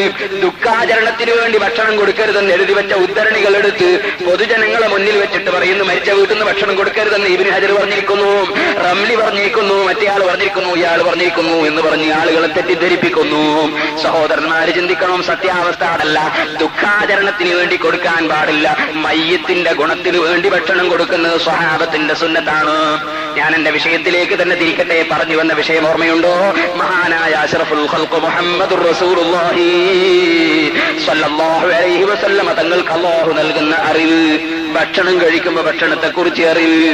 യഹൂദികൾ കൊണ്ടുപോയി അല്ലാഹുവിന്റെ റസൂലിനെ സൽക്കരിച്ചു, വിഷം ചേർത്തുകൊണ്ട് ഭക്ഷണം കൊടുത്തു. ആ ഭക്ഷണം വായിലെത്തിയപ്പോൾ അല്ലാഹുവിന്റെ റസൂല് പറയുന്നു, വിഷം ചേർത്ത ഭക്ഷണം. അവരെ വിളിച്ച് വിചാരണ ചെയ്യുന്നു. നബി സല്ലല്ലാഹു അലൈഹി വസല്ലം തങ്ങൾക്ക് അല്ലാഹു കൊടുക്കുന്ന അറിവ്. ഇനി സഹോദരന്മാര്, ആ നബി തങ്ങൾക്കുള്ള അറിവ് ആർക്കാണ് പറഞ്ഞു തീർക്കാൻ കഴിയുന്നത്? കണ്ടോ നിങ്ങൾ, കുപ്പിയകത്തുള്ള വസ്തുവിനെ പോലെ കാണാൻ ഞാൻ നിങ്ങളെ കൽബകമെന്നവർ. അല്ലാഹുവിന്റെ അംബിയായിനും ഔലിയായിനും അല്ലാഹു കൊടുക്കുന്ന അറിവാണ്. അഷ്റഫുൽ ഖൽഖ് സല്ലല്ലാഹു അലൈഹി വസല്ലം തങ്ങൾ പറഞ്ഞില്ലേ, നിസ്കാരം കഴിഞ്ഞ് തിരിഞ്ഞിരുന്നതിന് ശേഷം സ്വഹാബത്തിനോട് പറയുന്നു, ഇന്നി ലാ യഖ്ഫാ അലയ്യ സ്വലാത്തുക്കും വലാ ഖുശൂഉക്കും. ഓ ജനങ്ങളെ, നിങ്ങൾ എന്റെ പിന്നിൽ നിന്ന് നിസ്കരിക്കുമ്പോ നിങ്ങളെ നിസ്കാരം മുഴുവനും ഞാൻ മുന്നിൽ നിന്ന് നിസ്കരിക്കുമ്പോൾ അറിയുന്നുണ്ട്. ഞാൻ മുന്നിൽ വെച്ച് നിസ്കരിക്കുമ്പോ ഖിബ്ലക്ക് തിരിഞ്ഞു നിൽക്കുമ്പോ എന്റെ പിന്നിൽ നിന്ന് നിസ്കരിക്കുന്ന നിങ്ങൾ എന്തൊക്കെയാണ് ചെയ്യുന്നതെന്ന് ഞാൻ കാണുന്നുണ്ട്. എങ്ങനെയാണ് കാണുന്നത്? മുന്നിൽ ഒരു കണ്ണാടി വെച്ചിട്ട് റസൂലുള്ള നിസ്കാരത്തിൽ കണ്ണാടി നോക്കിയതല്ല, മറിച്ച് അല്ലാഹുവുമായി സംഭാഷണം നടത്തുന്ന അതേ സമയത്ത് തന്നെ, അല്ലാഹുവിൽ ലയിച്ചിരിക്കുന്ന സമയത്ത് തന്നെ തന്റെ ശിഷ്യന്മാരെ പ്രവർത്തനവും അറിയാൻ അല്ലാഹു കഴിവ് കൊടുക്കുന്നു. അതും മുന്നോട്ട് നോക്കുമ്പോൾ പിന്നിൽ കാഴ്ച കൊടുക്കുന്നു. അവിടുന്ന് പറയുന്നു, ഇന്നി അറാക്കും മിൻ വറാഇ. എനിക്ക് മുന്നിൽ കാഴ്ചയുള്ളതുപോലെ പിന്നിലും കാഴ്ചയുണ്ട് സ്വഹാബികളെ. മുന്നിൽ കാണും പോലെ തന്നെ ഞാൻ പിന്നിലും കാണുന്നുണ്ട്. ഞാനിപ്പോ ഇങ്ങനെ തിരിഞ്ഞു നിന്ന് സംസാരിക്കുമ്പോ എന്റെ പിന്നിൽ കാണാൻ എനിക്ക് കഴിയുന്നില്ല. എന്നിലേക്ക് തിരിഞ്ഞിരുന്ന നിങ്ങളെ പിന്നിൽ കാണാൻ നിങ്ങളെ കൊണ്ട് കഴിയുന്നില്ല. തിരിഞ്ഞു നോക്കണം. അല്ലാഹുവിന്റെ റസൂലിന് അതിന്റെ ആവശ്യമില്ല. അങ്ങോട്ട് നോക്കുമ്പോൾ ഇങ്ങോട്ടും കൂടി കാണാനുള്ള കഴിവ് അല്ലാഹു നൽകിയിരിക്കുന്നു. എന്നിട്ട് അല്ലാഹുവിന്റെ റസൂല് പറയുന്നു, ലാ യഖ്ഫാ അലയ്യ സ്വലാത്തുക്കും വലാ ഖുശൂഉക്കും. നിങ്ങളെ നിസ്കാരത്തിൽ ബാഹ്യമായി ചെയ്യുന്ന പ്രവർത്തനങ്ങൾ ഞാൻ അറിയുന്നു. അതിന്റെ പുറമെ നിങ്ങളെ മനസ്സിന്റെ ഉള്ളിലുള്ള ഭക്തിയും ഞാൻ അറിയുന്നു. കുപ്പിയകത്തുള്ള വസ്തുവിനെ പോലെ കാണും ഞാൻ നിങ്ങളെ ഖൽബകമെന്നവർ. ഹൃദയത്തിന്റെ ഉള്ളിലുള്ള കാര്യങ്ങളും എനിക്ക് അറിയാൻ കഴിയുന്നു. നിങ്ങൾക്ക് എത്ര ഭക്തിയുണ്ടെന്ന് ഞാൻ അറിയുന്നു. അഷ്റഫുൽ ഖൽഖ് സല്ലല്ലാഹു അലൈഹി വസല്ലം തങ്ങൾ പറയുന്നു, സഹോദരന്മാരെ, ആ അറിവ് അല്ലാഹു സുബ്ഹാനഹു വ തആല കൊടുക്കുന്ന അറിവാണ്. ആ അറിവ് അല്ലാഹു തആല കൊടുക്കുന്ന ഈ അറിവ് അംബിയായിന് അല്ലാഹു കൊടുക്കുന്നു, ഔലിയായിനും അല്ലാഹു കൊടുക്കുന്നു. അതിന്റെ ഉദാഹരണങ്ങൾ ഞാൻ നീട്ടി പറയാൻ ഉദ്ദേശിക്കുന്നില്ല. നിങ്ങൾ കണ്ടോ, മഹാനായ അഷ്റഫുൽ ഖൽഖ് മുഹമ്മദുർ റസൂലുള്ളാഹി സല്ലല്ലാഹു അലൈഹി വസല്ലമ തങ്ങളുടെ സ്വഹാബത്തിന് തന്നെ ഏതെല്ലാം നിലക്കുള്ള കഴിവുകളും അറിവുകളുമാണ് കറാമത്തായി അല്ലാഹു നൽകിയിരിക്കുന്നത്. കണ്ടോ നിങ്ങൾ, മഹാനായ അഷ്റഫുൽ ഖൽഖ് മുഹമ്മദുർ റസൂലുള്ളാഹി സ്വല്ലല്ലാഹു അലൈഹി വസല്ലമ തങ്ങളുടെ സ്വഹാബത്തിൽ നിന്ന് വളരെ പ്രധാനപ്പെട്ട മഹാനാണല്ലോ ബഹുമാനപ്പെട്ട സയ്യിദുനാ ഉമർ ഇബ്നുൽ ഖത്താബ് റളിയല്ലാഹു അൻഹു. ആ ഉമർ ഇബ്നുൽ ഖത്താബ് റളിയല്ലാഹു അൻഹുവിനെ കുറിച്ച് അല്ലാഹുവിന്റെ റസൂല് പറഞ്ഞിരിക്കുന്നത്, ബനൂ ഇസ്രായീലിൽ ഒരുപാട് മുൽഹമീങ്ങൾ ഉണ്ടായിരുന്നു. ഹൃദയത്തിൽ അല്ലാഹു അറിവ് കൊടുക്കുന്ന മഹാന്മാരുണ്ടായിരുന്നു. അവരെ മനസ്സിൽ അല്ലാഹു അറിവിനെ ഇട്ടുകൊടുക്കലാണോ? എന്നാൽ എന്റെ സമുദായത്തിൽ അതുപോലെ മനസ്സിൽ അല്ലാഹു സ്പെഷ്യലായി അറിവ് കൊടുക്കുന്ന ഒരു വ്യക്തി പരിപൂർണനായി ഉണ്ടെങ്കിൽ അത് ഉമർ ഇബ്നുൽ ഖത്താബ് റളിയല്ലാഹു അൻഹു ആണ്. ആ ഉമർ ഇബ്നുൽ ഖത്താബ് തങ്ങളുടെ മനസ്സിൽ പലപ്പോഴും അല്ലാഹു പല കാര്യങ്ങളും സ്പെഷ്യലായി ഇൽഹാമായി അറിയിച്ചു കൊടുക്കുന്നു. അതുപോലെ നബി സല്ലല്ലാഹു അലൈഹി വസല്ലമ തങ്ങളുടെ സ്വഹാബത്തിൽ നൂറ് ആളുകൾ ഇതുപോലുള്ള കറാമത്തുകൾ കണ്ടവരുണ്ട്. മഹാനായ അബ്ബാദ് ഇബ്നു ബിശ്ർ റളിയല്ലാഹു അൻഹു, അതുപോലെ ഉസൈദ് ഇബ്നു ഹുദൈർ റളിയല്ലാഹു അൻഹു രാത്രി സമയത്ത് നബി സല്ലല്ലാഹു അലൈഹി വസല്ലമ തങ്ങളോടുകൂടെ കുറെ സമയം സംസാരിച്ച് ഇറങ്ങി നടക്കുമ്പോൾ സ്ട്രീറ്റ് ലൈറ്റ് ഇല്ല, ടോർച്ചുകൾ കയ്യിലില്ല, ചൂട്ടിന്റെ കഷ്ണങ്ങളില്ല, മെഴുകുതിരിയില്ല. രണ്ട് സ്വഹാബികളും പുറത്തേക്ക് ഇറങ്ങിയപ്പോ കൂരിരുട്ടാണ്. ആ കൂരിരുട്ടിലിറങ്ങിയ രണ്ട് സ്വഹാബികളെ കയ്യിലും ഓരോ വടിക്കഷ്ണങ്ങളുണ്ട്. ആ വടിക്കഷ്ണങ്ങളിൽ നിന്ന് ഒരു വടിയതാ പെട്ടെന്ന് പ്രകാശിക്കുന്നു. ആ പ്രകാശത്തിലൂടെ രണ്ടാളും നടന്നു നീങ്ങുന്നു. നീങ്ങിയിട്ട് രണ്ടാൾക്കും വഴി തെറ്റിയിട്ട് മാറിപ്പോകേണ്ട സ്ഥലമെത്തിയപ്പോൾ മറ്റേയാളെ കയ്യിലെ വടിയും അതാ കറാമത്ത് കൊണ്ട് പ്രകാശിക്കുന്നു. ഇമാം ബുഖാരി റളിയല്ലാഹു അൻഹു സഹീഹുൽ ബുഖാരിയിൽ റിപ്പോർട്ട് ചെയ്യുന്നു, സഹോദരന്മാരെ, അല്ലാഹുവിന്റെ റസൂലിന്റെ സ്വഹാബത്തിന് തന്നെ എത്ര കറാമത്തുകളാണ് റിപ്പോർട്ട് ചെയ്തിട്ടുള്ളത്. ഞാൻ അതെല്ലാം ഇവിടെ എടുത്തു പറയുകയല്ല പറഞ്ഞു വന്നത്. അംബിയായിന് മുഅ്ജിസത്തായും ഔലിയായിന് കറാമത്തായും അല്ലാഹു തആല പലതും കൊടുക്കുന്നു. എന്നാൽ ഇപ്പോൾ ജനങ്ങൾക്കിടയിൽ ചിലർ പ്രചരിപ്പിക്കുന്നു, മുഅ്ജിസത്തുണ്ട് ശരിയാണ്, കറാമത്തുണ്ട് ശരിയാണ്, പക്ഷേ മുഅ്ജിസത്തും കറാമത്തും അംബിയാക്കളും ഔലിയാക്കളും ഉദ്ദേശിക്കുമ്പോൾ കിട്ടുകയില്ല. പിന്നെയോ എപ്പോഴെങ്കിലും അല്ലാഹു കൊടുത്താൽ കിട്ടിയത് മാത്രമേ ഉള്ളൂ.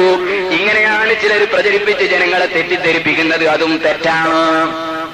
ഉദ്ദേശിക്കുന്ന സമയത്ത് തന്നെ അല്ലാഹു അവർക്ക് അതിന്റെ കഴിവ് കൊടുക്കും. ഏതുപോലെ, ഞാൻ ഒരു സാധാരണക്കാരനാണ്, എന്റെ കഴിവ് സാധാരണ കഴിവുകളാണ്. ഈ സാധാരണ കഴിവ് ഞാൻ ഉദ്ദേശിക്കുമ്പോൾ എന്റെ കഴിവ് കൊണ്ടല്ല ഞാൻ നടത്തുന്നത്, അല്ലാഹു തരുന്ന കഴിവാണ്. ഞാനൊരു സാധാരണക്കാരനാണ്. സാധാരണക്കാരനായ ഞാൻ എന്റെ കൈ ഉയർത്തുമ്പോൾ ഈ കൈ ഉയർത്തുന്നത് എന്റെ കഴിവല്ല, അല്ലാഹു തരുന്ന കഴിവാണ്, എന്റെ കഴിവല്ല. എന്റെ ചെറുവിരൽ അനക്കാൻ പോലും എനിക്ക് സ്വന്തം കഴിവില്ല. അല്ലാഹു കഴിവ് തന്നാലേ എന്റെ ചെറുവിരൽ അനക്കാൻ എനിക്ക് കഴിയൂ. ഇതാണ് മുസ്ലിമിന്റെ വിശ്വാസം. എന്നാൽ സഹോദരന്മാരെ, അല്ലാഹു കഴിവ് തന്നാലേ കഴിയൂ എന്ന് പറഞ്ഞതുകൊണ്ട് ഞാൻ ഉദ്ദേശിക്കുമ്പോൾ അല്ലാഹു കഴിവ് തരികയാണ്. ഞാൻ എന്റെ കൈ ഉയർത്തണമെന്ന് ഉദ്ദേശിച്ച് കൈ ഉയർത്താൻ ഒരുങ്ങുമ്പോ ഉയർത്താനുള്ള കഴിവതാ അല്ലാഹു തന്നുകൊണ്ടിരിക്കുന്നു. അപ്പൊ എന്റെ കഴിവ് സ്വന്തം കഴിവല്ല, അള്ള തരുന്ന കഴിവ് ഞാൻ ഉദ്ദേശിക്കുമ്പോൾ അള്ള കഴിവ് തരികയാണ്. ഇത് സാധാരണ മനുഷ്യനായ എനിക്കുള്ള സാധാരണ കഴിവാണ്. എന്നാൽ അസാധാരണ മനുഷ്യന്മാർക്ക് അള്ളാഹു കൊടുക്കുന്ന സാധാരണ കഴിവുകളാണ് മഅ്ജിസത്തും കറാമത്തും. ആ കഴിവ് അവരുദ്ദേശിക്കുമ്പോൾ അള്ളാഹു കൊടുക്കുകയാണ്. കണ്ടോ നിങ്ങൾ ബഹുമാനപ്പെട്ട നബിയുല്ലാഹി സുലൈമാൻ അലൈഹി സ്വലാത്തു വസ്സലാം, ആ സുലൈമാൻ നബി അലൈഹിസ്സലാമിന്റെ സദസ്സിലേക്ക് ബിൽഖീസ് രാജ്ഞിയുടെ സിംഹാസനം കൊണ്ടുവരണമെന്ന്, ബിൽഖീസ് രാജ്ഞിയുടെ സിംഹാസനം കൊണ്ടുവരണമെന്ന് സുലൈമാൻ നബി അലൈഹിസ്സലാം തീരുമാനിച്ചു. കോട്ടയുടെ ഉള്ളിൽ ഒരുപാട് പൂട്ടുകളെ ഉള്ളിൽ പൂട്ടിവെച്ചിരിക്കുന്ന സിംഹാസനം. പരിശുദ്ധ ഖുർആൻ അതിനെ സംബന്ധിച്ച് പറഞ്ഞത് വലഹാ അർശുൻ അളീം, മഹത്തായ സിംഹാസനം എന്നാണ്. ആ മഹത്തായ സിംഹാസനം കൊണ്ടുവരാൻ ഒരു മനുഷ്യന് അതെടുക്കാൻ കഴിയില്ല. 3, 5, 10 ആളുകൾക്ക് അത് ചുമക്കാൻ കഴിയില്ല. ആ സിംഹാസനം എന്റെ സദസ്സിലേക്ക് ആര് കൊണ്ടെത്തരുമെന്ന് സദസ്സിലുള്ളവരോട് സുലൈമാൻ നബി അലൈഹിസ്സലാം സഹായം ചോദിച്ചപ്പോ ആ സദസ്സിൽ ഒരുപാട് ജിന്നുകളുണ്ട്, ആ സദസ്സിൽ ഒരുപാട് മനുഷ്യരുണ്ട്, നല്ലവരുണ്ട്, അല്ലാത്തവരുണ്ട്. അവിടെ നിന്നാണ് ഖാല ഇഫ്രീത്തും മിനൽ ജിന്നി അന ആതീക ബിഹി ഖബ്ല അൻ തഖൂമ മിൻ മഖാബിക. ഓ സുലൈമാൻ നബിയേ, നിങ്ങൾ ജഡ്ജിയായി കോടതിയിൽ കയറിയിട്ട് കേസ് വിചാരണ ചെയ്ത് ഇറങ്ങുന്ന മണിക്കൂറുകൾക്കുള്ളിൽ ഞാൻ ആ സിംഹാസനം കൊണ്ടുവന്ന് തരാം. ഇന്നി അലൈഹി ലഖവിയ്യുൻ അമീൻ, ഞാൻ ആ സിംഹാസനം കൊണ്ടുവരാൻ കേൾപ്പുള്ളവനാണ്. ഞാൻ അതിന് മാത്രം, അതിന്റെ സാധനങ്ങളൊക്കെ സംരക്ഷിക്കാൻ മാത്രം ഞാൻ വിശ്വസ്തരുമാണ്. എന്നെ ഏൽപ്പിച്ചോ, ഞാനത് കൊണ്ടുത്തരാമെന്ന് ജിന്ന് പറഞ്ഞു. അത് ജിന്നിന്റെ സാധാരണ കഴിവാണ്. മണിക്കൂറുകളെ കൊണ്ട് എത്രയോ ദൂരെയുള്ള സാധനം ഇവിടെ എത്തിക്കുക എന്നത് ജിന്നിന്റെ കഴിവാണ്. ജിന്നാകുന്ന സൃഷ്ടിക്ക് അല്ലാഹു നൽകിയ കഴിവാണ്. എന്നാൽ സഹോദരന്മാരെ, ആ സദസ്സിൽ നിന്നതാ ഒരു വലിയ പറയുന്നു. ആര്? ആസഫ് ഇബ്നു ബർഖിയ റളിയല്ലാഹു അൻഹു. ആസഫ് ഇബ്നു ബർഖിയാണെന്നത് ഇതാ നമ്മളെ സുന്നത്ത് ജമാഅത്തിന്റെ വിശ്വാസങ്ങൾ ചോദ്യം ചെയ്യുന്നവരുടെ നേതാവ് KM മൗലവി തന്നെ അവരുടെ പണ്ഡിത സംഘടന പ്രസിദ്ധീകരിച്ച അൽ വിലായത്ത് വൽ കറാമ എന്ന പുസ്തകത്തിൽ എഴുതി വെച്ചിട്ടുണ്ട്. ഞാനത് സംശയം തീർത്തു പറയുകയാണ്. ആ ആസഫ് ഇബ്നു ബർഖിയ റളിയല്ലാഹു അൻഹു എന്ന മഹാൻ സുലൈമാൻ നബി അലൈഹിസ്സലാമിന്റെ സദസ്സിൽ നിന്ന് പറയുന്നു, അനാതീക ബിഹി ഖബ്ല അൻ യർതദ്ദ ഇലൈക തർഫുക. സുലൈമാൻ നബിയെ, നിങ്ങളെ കണ്ണ് അടച്ച് തുറക്കുന്നതിന് മുമ്പ് ഒരു സെക്കൻഡ് കൊണ്ട് ഞാൻ ആ സിംഹാസനം എത്തിച്ചു തരാം. എത്രയോ നാഴികയപ്പുറത്തുള്ള ഒരു സിംഹാസനം, അതേ ഒരു ഉപകരണവുമില്ലാതെ, ഒരു ക്രെയിനും ഉപയോഗിക്കാതെ, ഒരു ട്രെയിനും ഉപയോഗിക്കാതെ, ഒരു വാഹനവുമില്ലാതെ ഈ സദസ്സിൽ നിൽക്കുന്ന ഒരാൾ പറയുന്നു ഞാനതിവിടെ എത്തിക്കാം, ഒരു സെക്കൻഡ് മതി. എങ്ങനെയാണ് സുഹൃത്തുക്കളെ? കറാമത്ത് കൊണ്ട് എത്തിക്കാമെന്നാ പറയുന്നത്. കറാമത്ത് ഔലിയാക്കൾ ഉദ്ദേശിക്കുന്ന സമയത്ത് കാണിക്കാൻ അവർക്ക് അല്ലാഹു കഴിവ് കൊടുക്കില്ലെങ്കിൽ ഇദ്ദേഹം സുലൈമാൻ നബിയോട് പറയേണ്ടത് എന്താണ്? എനിക്ക് കറാമത്തൊക്കെ ഉണ്ടാവും, പക്ഷെ ഞാൻ വിചാരിക്കുമുണ്ടാവില്ല. ഞാനൊരു ഹർജി കൊടുക്കട്ടെ, പാസ്സായിക്കണ്ടേ നോക്കാം എന്നല്ലേ പറയേണ്ടത്? അല്ല, സുലൈമാൻ നബിയോട് ധൈര്യത്തിൽ പറയുന്ന ആന ഞാൻ നിനക്ക് കൊണ്ടെത്തരും ബിഹി, ആ സിംഹാസനം, ഞാൻ ആ സിംഹാസനം നിങ്ങൾക്ക് കൊണ്ടെത്തരും. എത്രയാണ് എനിക്ക് സമയം വേണ്ടത്? നിങ്ങളെ കണ്ണ് അടച്ചു തുറക്കുന്നതിന് മുമ്പ്. കണ്ണടച്ച് തുറക്കാൻ 1 മണിക്കൂർ വേണം. അത് ഉറങ്ങുമ്പോ കണ്ണടച്ചു തുറക്കാൻ ഒരൊറ്റ സെക്കൻഡ്, 1 സെക്കൻഡ് കൊണ്ട് ഞാൻ കൊണ്ടെത്തരും. അത് എങ്ങനെ ഈ ധൈര്യത്തിൽ പറഞ്ഞത്? ഞാൻ ഉദ്ദേശിക്കുമ്പോ അല്ലാഹു എനിക്ക് കറാമത്ത് തരും എന്ന് ഉറപ്പുള്ളത് കൊണ്ടല്ലേ ഇത്ര ധൈര്യത്തിൽ പറഞ്ഞത് ഞാൻ കൊണ്ടെത്തരും എന്ന് പറഞ്ഞു തീരുമ്പോഴേക്ക് സിംഹാസനം മുമ്പിൽ അല്ലാഹു പറയുന്നു പറഞ്ഞു തീരുമ്പോഴേക്ക് സിംഹാസനം മുമ്പിലെത്തിപ്പോയി. സുലൈമാൻ നബി അലൈഹിസ്സലാമിന്റെ മുമ്പിലെത്തിപ്പോയി. കറാമത്ത് എന്നത് ഉദ്ദേശിക്കുമ്പോൾ ഔലിയ ഇനി കഴിയാത്ത കാര്യമാണെങ്കിൽ ധൈര്യത്തിൽ ഇങ്ങനെ പറയാൻ കഴിയുമോ? സഹോദരന്മാര്, നിങ്ങൾ ചിന്തിക്കണം. 100 ഉദാഹരണങ്ങൾ പറയാനുണ്ട്. മഹാനായ നബി സല്ലല്ലാഹു അലൈഹി വസല്ലം തങ്ങൾ തന്നെ പറഞ്ഞില്ലേ, ബഹുമാനപ്പെട്ട സയ്യിദുനാ ഖുബൈബ് റളിയല്ലാഹു അൻഹുവിന്റെ കറാമത്ത് ഇമാം ബുഖാരി റിപ്പോർട്ട് ചെയ്തു. അവിടുത്തെ കയ്യിൽ മുന്തിരിങ്ങന്റെ കൊല പിടിച്ചിട്ട് ഒരാളും മുന്തിരിങ്ങ കൊണ്ട് കൊടുക്കാതെ കൈക്കും കാലിലും ചങ്ങലക്കിടപ്പെട്ട സമയത്ത് മുന്തിരിങ്ങന്റെ കൊല ഇങ്ങനെ കയ്യിൽ പിടിച്ചു തിന്നുന്ന പതിവ് ബഹുമാനപ്പെട്ട ഖുബൈബ് റളിയല്ലാഹു അൻഹുവിനുണ്ട്. അല്ലാഹു കറാമത്തായി എത്തിച്ചു കൊടുത്ത ഭക്ഷണമായിരുന്നു.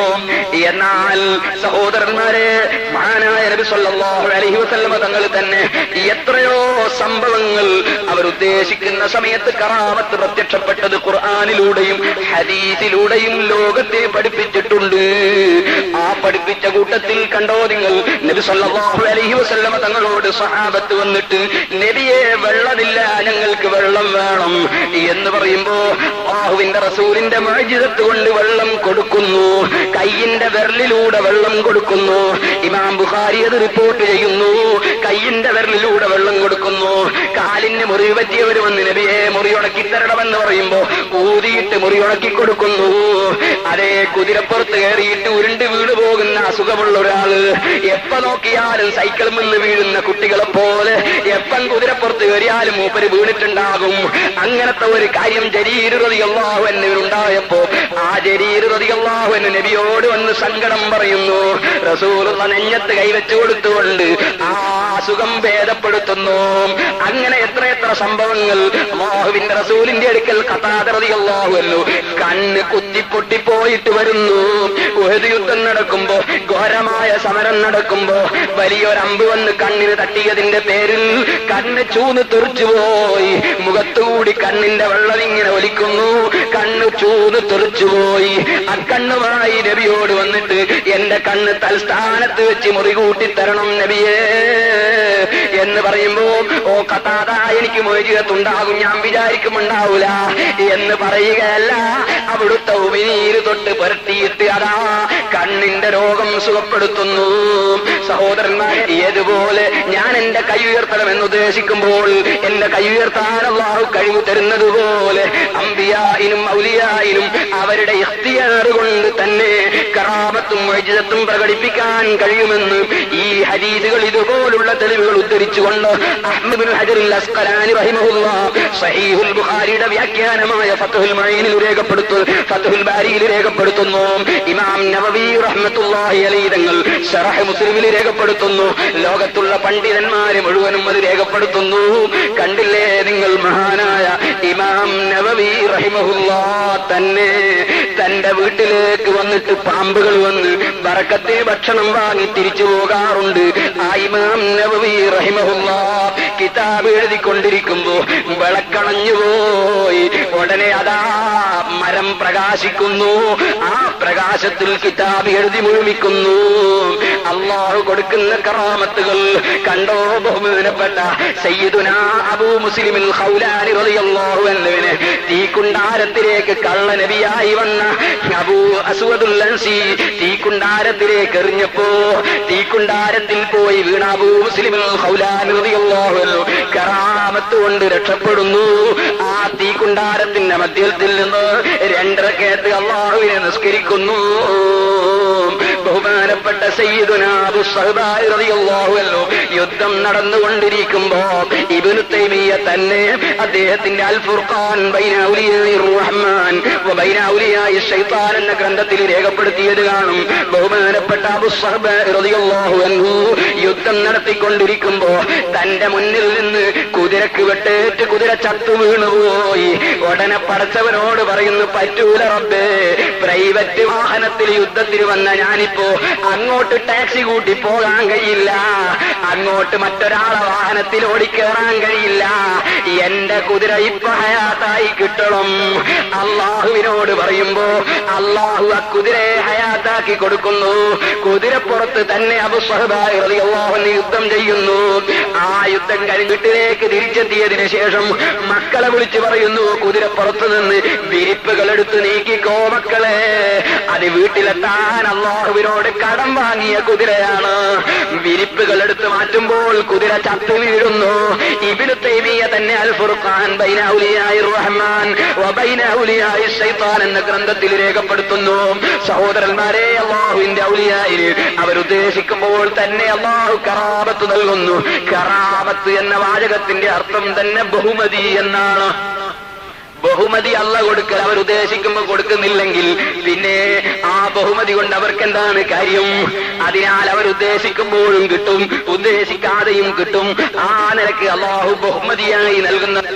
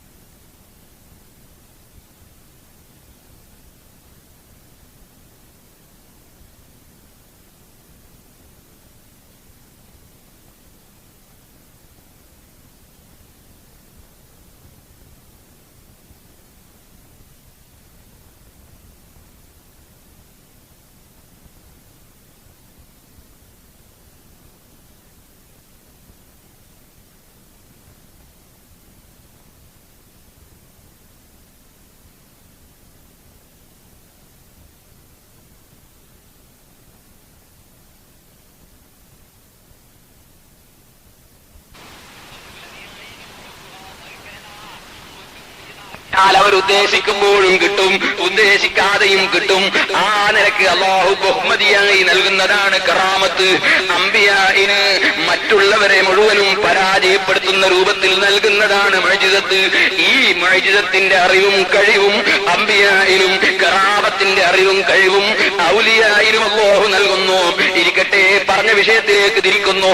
ആ മഹാനായ അഷ്റഫുൽ ഖൽഖ് സ്വല്ലല്ലാഹു അലൈഹി വസല്ലം എല്ലാ വിവരമുള്ളവരുടെയും മേലെ വിവരമുള്ള അല്ലാഹുവിന്റെ റസൂല് സ്വഹാബത്തിന് അല്ലാഹുവിന്റെ ദീന് പഠിപ്പിച്ചു.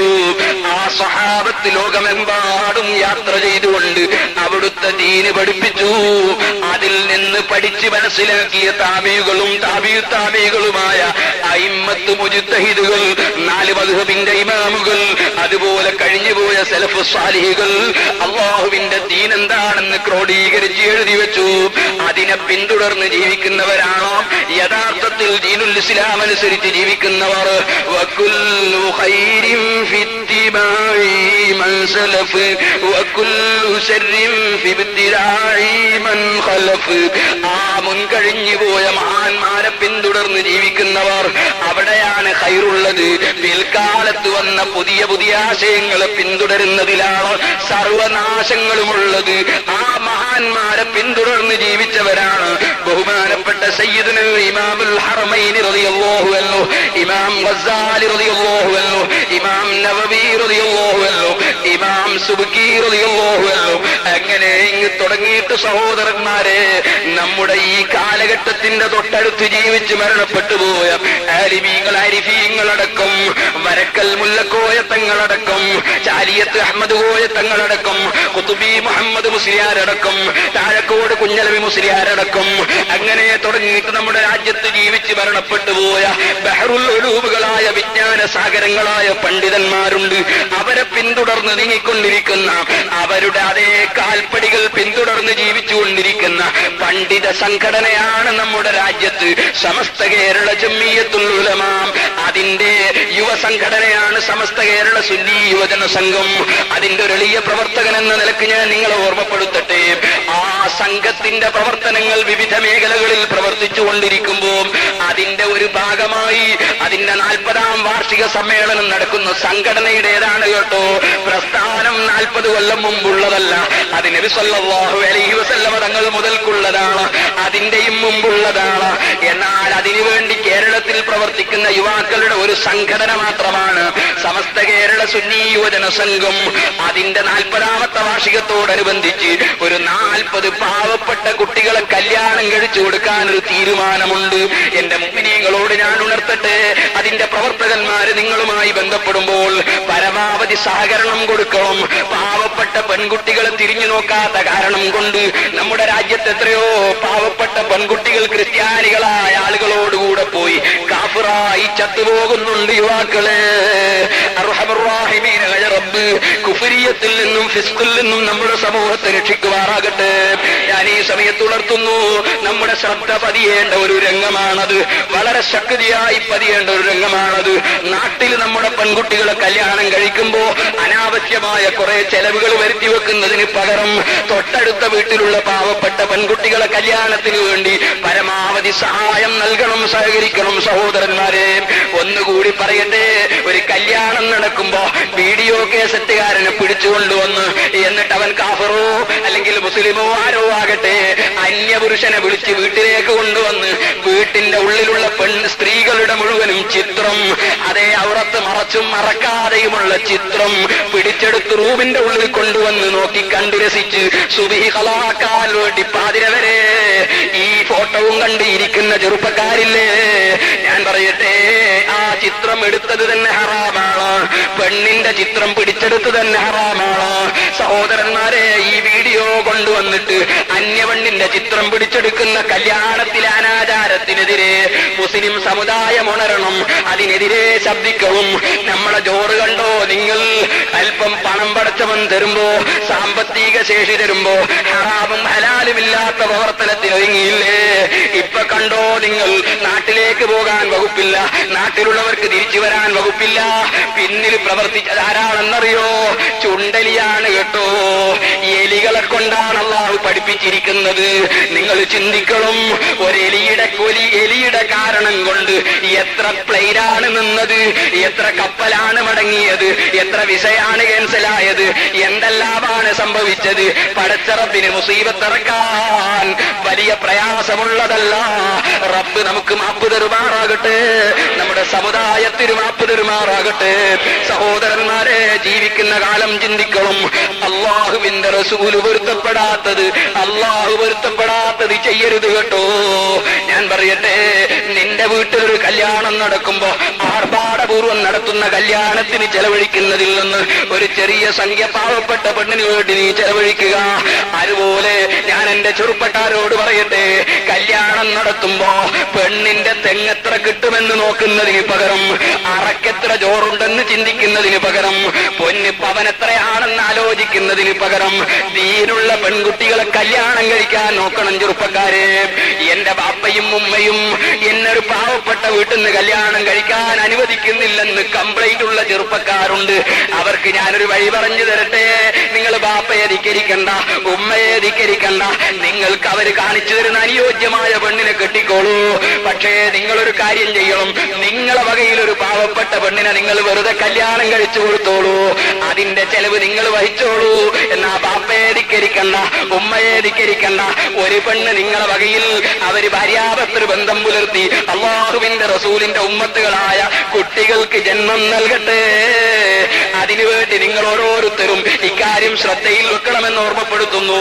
സഹോദരന്മാരെ, ഒന്നുകൂടി പറയട്ടെ, നമ്മുടെ മക്കൾക്ക് പേര് വെക്കുമ്പോ നിങ്ങൾ ഈമാനുള്ള മുസ്ലിമീങ്ങളെ പേര് വെക്കണം കേട്ടോ. പലപ്പോഴും പല സ്ഥലത്തു നിന്നും സാധുവായ ഞാൻ പറഞ്ഞതാണ്, പേര് വെക്കുമ്പോ മാപ്പിളമാരെ മുസ്ലിമീങ്ങളെ പേര് വെക്കണം. ഇപ്പൊ കുട്ടികൾ ജനിച്ചാൽ എന്താണ് പേര് വെക്കേണ്ടതെന്ന് മനുഷ്യൻ അറിയുന്നില്ല. തോന്നിവാസം എന്തൊക്കെയോ കൊണ്ടുപോയി മക്കൾക്ക് പേര് വെക്കുന്നു. അതൊന്ന് മാറ്റിയിട്ട് അള്ളാഹുവിന്റെ റസൂല് പഠിപ്പിച്ച പേര് വെക്കണം. റസൂലുള്ളാഹി സ്വല്ലല്ലാഹു അലൈഹി വസല്ലമ തങ്ങളെ സ്നേഹിക്കണമെന്ന് ഞാൻ പറഞ്ഞില്ലേ, ആ നബി തങ്ങൾക്ക് തന്നെ 200-ലധികം പേരുകളുണ്ട്. ഒരു പേര് നിന്റെ മകനിരിക്കട്ടെ, നിന്റെ മറ്റേ മകനും ഇരിക്കട്ടെ, അള്ളാഹുവിന്റെ റസൂല് പഠിപ്പിച്ച പേരിരിക്കട്ടെ, നബിതങ്ങളെ പെൺകുട്ടികളെ പേര് നിന്റെ പെൺകുട്ടികൾക്ക് ഇരിക്കട്ടെ, നബിയുടെ ഭാര്യമാരെ പേരിരിക്കട്ടെ.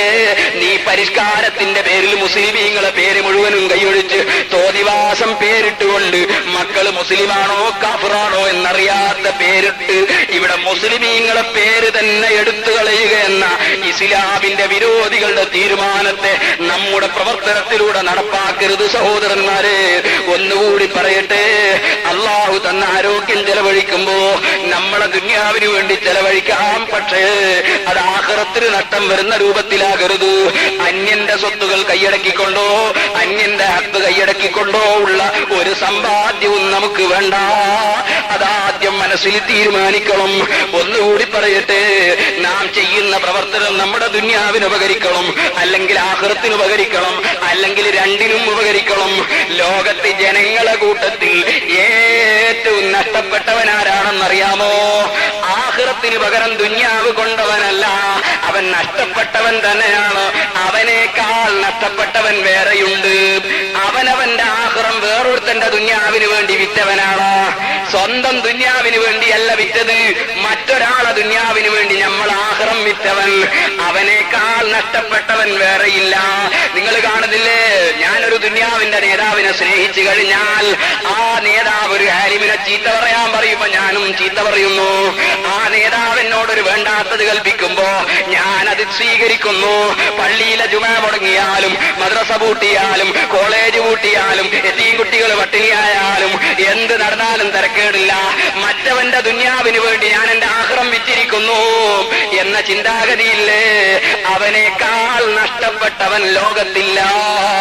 അഷ്റഫുൽ ഖൽഖ് സല്ലല്ലാഹു അലൈഹി വസല്ലം തങ്ങൾ പഠിപ്പിച്ചതാണ്,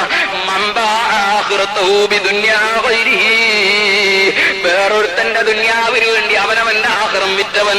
അല്ലാഹു കാക്കട്ടെ, ആ കൂട്ടത്തിൽ നമ്മൾ പെട്ടുപോകണ്ട. ഒന്നുകൂടി പറയട്ടെ, മറ്റുള്ളവരെ കുറ്റവും കുറവും പറയുന്ന പരിപാടി നമുക്ക് വേണ്ട. നമ്മളെ കുറ്റം ചിന്തിക്കണം, നമ്മളെ കുറവ് ചിന്തിക്കണം. ഞാൻ ഇന്ന് ഇശാ നിസ്കരിച്ചപ്പോ നിസ്കാരത്തിൽ അല്ലാഹുവിനെ ഓർമ്മിക്കുന്നതിന് പകരം ദുനിയാവിന്റെ ചിന്ത എന്റെ കൽബിൽ വന്നല്ലോ. അതൊന്ന് മാറ്റി അല്ലാഹുവിനെ ഓർമ്മിച്ച് നിസ്കരിക്കുന്നവരാകാൻ എനിക്കെന്താണ് വഴിയുള്ളത്? ഞാൻ അതാണ് ചിന്തിക്കേണ്ടത്, മറ്റവന്റെ കുറ്റവും കുറവുമല്ല. ഞാൻ ചിന്തിക്കേണ്ടത്, ഞാൻ ഒരുപാട് തെറ്റെന്റെ ജീവിതത്തിൽ ചെയ്തുവല്ലോ, അത് പൊറുപ്പിക്കാൻ ഞാൻ എന്താണ് ചെയ്യേണ്ടത്? ഞാൻ ചിന്തിക്കേണ്ടത് എന്റെ കാര്യമാണ്. ഞാൻ എന്റെ കുറ്റവും കുറവുമൊന്നും കാണാതെ മറ്റുള്ളവരെ കുറ്റവും കുറവും പറഞ്ഞ് എന്റെ ആഖിറം നഷ്ടപ്പെടുത്തുന്ന പതിവ് മുസ്ലിം സഹോദരന്മാരെ നമ്മുടെ ജീവിതത്തിൽ നിന്ന് ഒഴിവാക്കണം. ഞാനൊരു നല്ലവനാണെന്ന ചിന്തയും ഒഴിവാക്കണം. ഞാൻ അല്ലാഹുവിന്റെ കോടതിയിലെത്തുമ്പോ പാവപ്പെട്ട എന്റെ കാര്യം എന്താണെന്ന വിഷയത്തിൽ ഭയപ്പെട്ട് അല്ലാഹുവിനെ ഭയപ്പെട്ട് കരയണം. അതേ സമയത്ത് അല്ലാഹു തആല പാവങ്ങളായ നമ്മെ രക്ഷിക്കുമെന്ന ഒരു ബോധവും കൽബിൽ വേണം. വെറും ഭയം മാത്രം പോരാ, റജാ വേണം, ഖൗഫ് വേണം. അല്ല രക്ഷിക്കുമെന്ന അല്ലാഹുവിനെ കുറിച്ചൊരു നല്ല വിചാരം വേണം. അല്ല ശിക്ഷിക്കുമോ എന്ന പേടിയും വേണം. ഇത് രണ്ടിന്റെയും മധ്യത്തിലാണ് മോമിനായ മനുഷ്യന്റെ ഖൽബ് എന്ന് അഷ്റഫുൽ ഖൽഖ് സല്ലല്ലാഹു അലൈഹി വസല്ലം തങ്ങൾ പഠിപ്പിച്ചു. ആ നില നിലക്ക് അള്ളാഹു രക്ഷിക്കുമെന്ന ചിന്തയും അല്ല ശിക്ഷിക്കുമോ എന്ന പേടിയും രണ്ടും കൽബിൽ വെച്ചുകൊണ്ട് ഒരു പാവപ്പെട്ട മനുഷ്യനാണ് ഞാൻ. എനിക്കൊരു തലവേദനക്ക് പോലും രക്ഷ കാണാൻ സാധ്യമല്ല. എനിക്ക് ഒരുപക്ഷെ വലിയ വലിയ അണക്കെട്ട് കെട്ടി വെള്ളം നിർത്താനുള്ള കഴിവ് റബ്ബ് തന്നിട്ടുണ്ടെങ്കിലും എന്റെ മൂക്കിൽ നിന്ന് ശരിക്കൊന്ന് വെള്ളം ഒലിച്ചാൽ അത് നിർത്താനുള്ള കഴിവ് പോലും എനിക്കില്ല. എനിക്കൊരു ചെറിയ തലവേദന വന്നാൽ അതിൽ നിന്ന് രക്ഷ നേടാൻ എന്റെ കയ്യിൽ സംവിധാനമില്ല. എനിക്കൊരു വയറ്റിൽ വേദന വന്നാൽ അതിൽ നിന്ന് രക്ഷ നേടാൻ സംവിധാനമില്ല. റബ്ബാണ് എനിക്ക് ആരോഗ്യം തരുന്നവൻ, അവനാണ് എനിക്ക് ആയുസ് തന്നവൻ, അവനാണ് എനിക്ക് കെൽപ്പ് തന്നവൻ, അവനാണ് എനിക്ക് ഭക്ഷണം തന്നവൻ, അവനാണ് എനിക്ക് വെള്ളം തന്നവൻ. ആ റബ്ബിന്റെ കൽപ്പനകൾ ജീവിതത്തിൽ പകർത്താൻ ഞാൻ ബാധ്യസ്ഥനാണോ? അവൻ വിരോധിച്ചത് കൈയൊഴിക്കാനും ബാധ്യസ്ഥനാണോ? അള്ളാഹു സ്നേഹിക്കാൻ പറഞ്ഞ മഹാന്മാരെ സ്നേഹിക്കാൻ ബാധ്യസ്ഥനാണോ? ആലിമീങ്ങളെ ബഹുമാനിക്കാൻ ഞാൻ ബാധ്യസ്ഥനാണോ? മുതഅല്ലിമീങ്ങളെ സ്നേഹിക്കാൻ ബാധ്യസ്ഥനാണോ? ഞാൻ യതീം കുട്ടികളെ സ്നേഹിക്കാൻ ബാധ്യസ്ഥനാണോ? ഞാൻ സാധുക്കളെ സ്നേഹിക്കാൻ ബാധ്യസ്ഥനാണോ? ഈ ചിന്തകൾ കൽബിൽ വെച്ച് തവാദുവോടെ വിനയത്തോടെ ജീവിച്ച് മരിക്കണം. അതിന് അല്ലാഹു നമുക്ക് തൗഫീഖ് നൽകുമാറാകട്ടെ. ഞാൻ ദുആ ചെയ്തുകൊണ്ട് എന്റെ പ്രസംഗം നിർത്തുന്നു. നമ്മുടെ ഒരുപാട് മുഅ്മിനീങ്ങൾ രാജ്യത്ത് കുടുങ്ങിപ്പോയവരുണ്ട്, എത്രയോ വിഷമങ്ങൾ അനുഭവിക്കുന്നവരുണ്ട്. അല്ലാഹു എല്ലാ വിഷമങ്ങളും വളരെ പെട്ടെന്ന് നമ്മിൽ നിന്ന് അകറ്റി തരുമാറാകട്ടെ. ഇൽമിനെ സ്നേഹിക്കുന്നവരും ഇൽമിന്റെ വഴിയിലേക്ക് കടന്നവരുമായി അല്ലാഹു നമ്മെ ഖബൂൽ ചെയ്യുമാറാകട്ടെ. ബറക്കത്തിന് വേണ്ടി മാത്രം സഹോദരന്മാരെ ദുആക്ക് ഉത്തരം കിട്ടാൻ വേണ്ടി ഒരു ചെറിയ സംഭവം പറയുന്നു. ബഹുമാനപ്പെട്ട അഷ്റഫുൽ ഖൽഖ് മുഹമ്മദുർ റസൂലുള്ളാഹി സ്വല്ലല്ലാഹു അലൈഹി വസല്ലമ തങ്ങളോടുകൂടെ യുദ്ധത്തിൽ പോയിട്ട് യുദ്ധം നടന്നുകൊണ്ടിരിക്കുമ്പോൾ കയ്യതാ മുറിഞ്ഞു പോയപ്പോ ആ കൈ അവസാനം വലിച്ചെറിഞ്ഞ ഒരു മഹാന്റെ ചരിത്രം ഇന്നുച്ചക്ക് നാം ഓർമ്മിച്ചില്ലേ? അത് മുആദ് ബിൻ അംർ ഇബ്നുൽ ജമൂഹ് റളിയല്ലാഹു അൻഹു ആണ്. അതേ മുആദ് റളിയല്ലാഹു അൻഹുവിന്റെ ബാപ്പയാണ്. 70 വയസ്സിന്റെ പ്രായമുണ്ട് ചെറുപ്പക്കാരെ. ഒരു കാലിന് മുടന്താണ് മുആദ് ബിൻ അംർ ഇബ്നുൽ ജമൂഹ് തങ്ങളെ ബാപ്പ അംർ ഇബ്നുൽ ജമൂഹ് തങ്ങൾ. കാലിന് മുടന്താണ്, നടക്കാൻ ബുദ്ധിമുട്ടാണ്. വയസ്സ് 70ന്റെ മേലെയാണ്. പക്ഷേ റബ്ബിന്റെ ദീനിന്റെ പ്രവർത്തന രംഗത്ത് യുവത്വത്തിന്റെ പ്രസരിപ്പോടെ പ്രവർത്തിക്കണമെന്ന ചിന്തയല്ലാതെ ദുന്യാവിന്റെ ചിന്തകളൊന്നും കൽബിൽ കടന്നില്ല. ആ അംർ ഇബ്നുൽ ജമൂഹ് തങ്ങൾ ഉഹദ് യുദ്ധത്തിന് വേണ്ടി തന്റെ മക്കളായ മുആദും മുഅബ്ബിദും ഖല്ലാദും യുദ്ധത്തിന് ഇറങ്ങാൻ ഒരുങ്ങുന്ന വിവരം കേട്ടപ്പോ താനും അതാ ഒറ്റക്കാലിന്റെ മേലെ എന്നെ കൊണ്ട് കഴിയുന്നത് പോലെ എനിക്കുമൊന്ന് ദീനിനു വേണ്ടി പോരാടാമല്ലോ എന്ന ചിന്തയോട് ഉഹദ് യുദ്ധത്തിന് വേണ്ടി ഒരുക്കം കൂട്ടുന്നു. 3 മക്കളും വന്ന് ബാപ്പയോട് താനുകയാണ് പറയുന്നു, ബാപ്പാ നിങ്ങൾ യുദ്ധത്തിനിറങ്ങരുത്. അല്ലാഹു ഖുർആനിൽ പറഞ്ഞിട്ടുണ്ട്, വലാ അലൽ അറജി ഹറജുൻ, കാലിന് മുടന്തുള്ളവന് യുദ്ധത്തിന് പോകണ്ടെന്ന് പറഞ്ഞിട്ടുണ്ട്. നിങ്ങളെ കാലിന് മുടന്തുണ്ടല്ലോ, നിങ്ങൾക്ക് 60-70 വയസ്സുണ്ടല്ലോ, നിങ്ങൾ യുദ്ധത്തിനിറങ്ങരുത്. ഇത് മക്കൾ വന്ന് പറയുമ്പോ സങ്കടമായി പോയി. എന്തിനാണെടോ സങ്കടം? ഈ ഇറങ്ങുന്നത് രാജ്യം പിടിച്ചിട്ട് ഇവിടെ ഭരിക്കാനല്ല, ഈ ഇറങ്ങുന്നത് ഇവിടെ സമ്പാദിക്കാനല്ല, സ്വർഗം സമ്പാദിക്കാനാണ്. ഒരുപാട് നിയമത്തുകൾ അല്ലാഹു വെച്ച സ്വർഗം, ആ സ്വർഗം അല്ലാഹുവിനെ കാണുന്ന ഭവനമാണ്, നബിയോടുകൂടെ ജീവിക്കാൻ പറ്റുന്ന ഭവനമാണ്. ആ സ്വർഗത്തിൽ എനിക്ക് എത്തണമെന്ന ഒരൊറ്റ ആശ കൊണ്ട് മുഅ്മിനേ നീ ചിന്തിച്ചിട്ടുണ്ടോ? സുബഹിക്ക് എഴുന്നേറ്റ് 2 റക്അത്ത് നിസ്കരിക്കാൻ ആ സ്വർഗത്തിന് വേണ്ടി നമ്മൾ തയ്യാറില്ല. കളവ് പറയുന്നത് നിർത്താൻ തയ്യാറില്ല. അല്ലാഹുവിന്റെ റസൂലിന്റെ സുന്നത്തുകൾ ജീവിതത്തിൽ പകർത്താൻ തയ്യാറില്ല. നമ്മുടെ സ്വന്തം ഭാര്യമാർക്ക് ശരീരം പൂർണ്ണമായി മറക്കാനുള്ള പർദ്ദ വാങ്ങിച്ചു കൊടുക്കാൻ തയ്യാറില്ല. മക്കളെ ദീനനുസരിച്ച് വളർത്താൻ തയ്യാറില്ല. സ്വർഗത്തിന് വേണ്ടി ശരീരം ബലിയർപ്പിക്കൽ പോകട്ടെ, നമുക്ക് അല്ലാഹു തന്ന നിഅമത്ത് ചെലവഴിക്കാൻ തന്നെ നമ്മൾ തയ്യാറില്ല. എന്നാൽ ഈ മഹാനായ അംർ ഇബ്നുൽ ജമൂഹ് തങ്ങൾ സ്വർഗം സമ്പാദിക്കുക എന്ന ഒറ്റ ലക്ഷ്യത്തിനു വേണ്ടി അഷ്റഫുൽ ഖൽഖ് സല്ലല്ലാഹു അലൈഹി വസല്ലമ തങ്ങൾ അടുക്കലേക്ക് ഒറ്റക്കാലുകൊണ്ട് വയസ്സായ താടിയും തലയും നിറച്ച ആ പ്രായം ചെന്ന കിഴവനായ സ്വഹാബി നൊണ്ടി നൊണ്ടി റസൂലുള്ളാഹിന്റെ ഹദ്റത്തിലേക്ക് നടന്നെത്തിപ്പോയി. നബിയേ, ഇന്ന ഔലാദി ഹൗല ഇന്ന അബ്നാഇ ഹൗലായി യുരീദൂന അൻ യഹ്ബിസൂനി അൻ ഹാദൽ ഖൈർ ഒരു ഹൈറായ കാര്യത്തിന് ഇറങ്ങാൻ വേണ്ടി എനിക്ക് അല്ലാഹു അവസരം തന്നപ്പോ, സ്വർഗം സമ്പാദിക്കാൻ ഒരു അവസരം തന്നപ്പോ, ഞാൻ യുദ്ധത്തിനിറങ്ങുമ്പോ എന്റെ മക്കൾ എന്നെ തടഞ്ഞു വെക്കുന്നു നബിയേ. എന്റെ മക്കൾ എന്നോട് യുദ്ധത്തിന് പോകരുതെന്ന് പറയുന്നു നബിയേ. തങ്ങൾ എന്റെ മക്കളെ വിളിച്ചിട്ടൊന്ന് ഉപദേശിക്കണം നബിയേ. കാലിന് മുടന്തുള്ളത് കൊണ്ട് ഞാൻ യുദ്ധത്തിന് പോകേണ്ടതില്ലെന്ന് അള്ള പറഞ്ഞെന്നാണ് എന്റെ മക്കൾ പറയുന്നത്. നബിയെ, പടച്ചറപ്പ് പറഞ്ഞത് ശരിയായിരിക്കും, എന്റെ മക്കൾ പറഞ്ഞത് ശരിയായിരിക്കും. പക്ഷേ ഞാൻ എന്റെ മനസ്സിലുള്ള ഒരാശ എന്റെ പ്രിയപ്പെട്ട നേതാവിനോട് തുറന്നു പറയട്ടെയോ? വല്ലാഹി ഇന്നി ലഅർജു അൻ അതാബി ഉർജതി ഹലി അൽ ജന്ന. നബിയേ, എന്നെ യുദ്ധത്തിന് പോകുമ്പോ എന്റെ മക്കള് തടയുന്നത് പ്രായം കൂടുതലുള്ളത് കൊണ്ടല്ലേ, കാലിന് മുടത്തുള്ളത് കൊണ്ടല്ലേ. ഞാൻ പറയട്ടെ, നാളെ അവിടുന്ന് സ്വർഗമങ്ങ് ഉദ്ഘാടനം ചെയ്യുമ്പോ, അവിടുന്ന് സ്വർഗം ഉദ്ഘാടനം ചെയ്തിട്ട് എന്റെ സ്നേഹിതന്മാരൊക്കെ സ്വർഗത്തിന് വേണ്ടി പടപുരുതി സ്വർഗത്തിലേക്ക് കാലെടുത്തു വെക്കുമ്പോ, ഈ അംറുബുൽ ജമൂഅാകുന്ന ഞാനും ആ സ്ഥലത്തുണ്ടാവുകയില്ലേ നബിയേ? എല്ലാവരും രോഗമില്ലാത്ത കാല് സ്വർഗത്തിൽ വെക്കുമ്പോ എന്റെ ഒരു കാലിന് രോഗമാണെന്ന് വെച്ച് എനിക്ക് സ്വർഗത്തിൽ കാല് വെക്കണ്ട നബിയേ. ഈ മുടന്തുള്ള കാലോടുകൂടിയെങ്കിലും എനിക്ക് ആ സ്വർഗത്തിൽ ഒന്ന് കാലെടുത്തു വെക്കാൻ എന്റെ മനസ്സിൽ ഞാൻ ആശിച്ചു പോയി നബിയേ.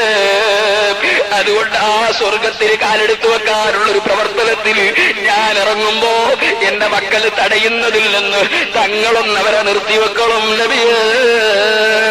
അല്ലാഹുവിന്റെ റസൂല് മക്കളെ വിളിച്ചു പറഞ്ഞു പോയി, ലാ തഹ്ബിസൂ, നിങ്ങൾ തടയണ്ട മക്കളെ. ലഅല്ലല്ലാഹ യർസുഖുഹു ശഹാദ, അദ്ദേഹത്തിന് ഷഹീദായി മരിക്കാൻ അല്ലാഹു ഭാഗ്യം കൊടുത്തേക്കും, തടയണ്ട. മഹാനായ സയ്യിദുനാ അംറു ബിൻ ജമൂഹ് റളിയല്ലാഹു അൻഹു ഉഹദ് യുദ്ധത്തിൽ അതാ യുദ്ധം കൊടുമ്പിരി കൊള്ളുമ്പോൾ അല്ലാഹുവിന്റെ റസൂലിന്റെ ശരീരത്തിലേക്ക് അമ്പെയ്ത് വിടാൻ വേണ്ടി ശത്രുക്കൾ ശ്രമിക്കുമ്പോ കിഴവനായ സ്വഹാബി, ചെറുപ്പക്കാരെ, നിനക്ക് സുബഹിക്ക് എഴുന്നേറ്റുകൂടല്ലേ? നിനക്ക് നിസ്കാരം കളാക്കാതെ നിസ്കരിച്ചുകൂടല്ലേ? സ്വന്തം ഭാര്യയ്ക്കൊരു പർദ്ദ വാങ്ങിച്ചു കൊടുത്തുകൂടല്ലേ? നിനക്ക് ഈ മഹാന്മാരെ കൂടെ പാവപ്പെട്ട എനിക്ക് സ്വർഗത്തിൽ കിടക്കണം, നിനക്കും സ്വർഗത്തിൽ കിടക്കണം. അവര് സ്വർഗം സമ്പാദിച്ചത് കണ്ടോ നീയും ഞാനും? അംറുബുൽ ജമൂഹ് തങ്ങൾ വയസ്സ് കണക്കിലെടുക്കാതെ, കാലിന്റെ രോഗം കണക്കിലെടുക്കാതെ, അല്ലാഹുവിന്റെ ദീനിനു വേണ്ടി ഒറ്റക്കാലിന്റെ മേലെ ചാടി ചാടി യുദ്ധം ചെയ്യുന്നു. ഇസ്ലാമിന്റെ വിരോധികൾ അമ്പുകൾ വന്ന് ശരീരത്തിൽ തറച്ചു നിൽക്കുമ്പോൾ വാളിന്റെ മുനകൾ വന്ന് തട്ടിയിട്ട് രക്തം ഇങ്ങനെ ശരീരത്തിൽ നിന്നും ആ കിഴവന്റെ ശരീരത്തിൽ നിന്നും ഇങ്ങനെ രക്തം പമ്പ് ചെയ്യുമ്പോൾ ഉറക്കെ ഒരു വാക്ക് വിളിച്ചു പറയുന്നു, അത് ഖൽബിന്റെ അടിത്തട്ടിലുള്ള ആശയാണ് കേട്ടോ. ഇന്നി ലമുസ്താഖുൻ ഇലൽ ജന്ന, ഇന്നി ലമുസ്താഖുൻ ഇലൽ ജന്ന, ഇന്നി ലമുസ്താഖുൻ ഇലൽ ജന്ന. ശത്രുക്കളെ, നിങ്ങൾ വെട്ടിയിട്ടെന്ത് കാര്യം? അമ്പെയ്തിട്ടെന്ത് കാര്യം? കുത്തിയിട്ടെന്ത് കാര്യം? എന്റെ താടിയും തലയുമൊക്കെ നരച്ചതുകൊണ്ട് ഞാനങ്ങ് തിരിച്ചു പോകുമെന്ന് തോന്നുന്നുണ്ടോ? എന്റെ കാലിന്റെ മുടന്തുള്ളത് കൊണ്ട് എന്നെ റബ്ബിന്റെ ദീനിന്റെ പ്രവർത്തനത്തിൽ മാറ്റി നിർത്താമെന്ന് തോന്നുന്നുണ്ടോ? ഞാൻ ദുന്യാവിന് വന്നവനല്ല കേട്ടോ. ഞാൻ എന്റെ മനസ്സിൽ സ്വർഗം ആശിച്ചവനാണ്, സ്വർഗം ആശിച്ചവനാണ്.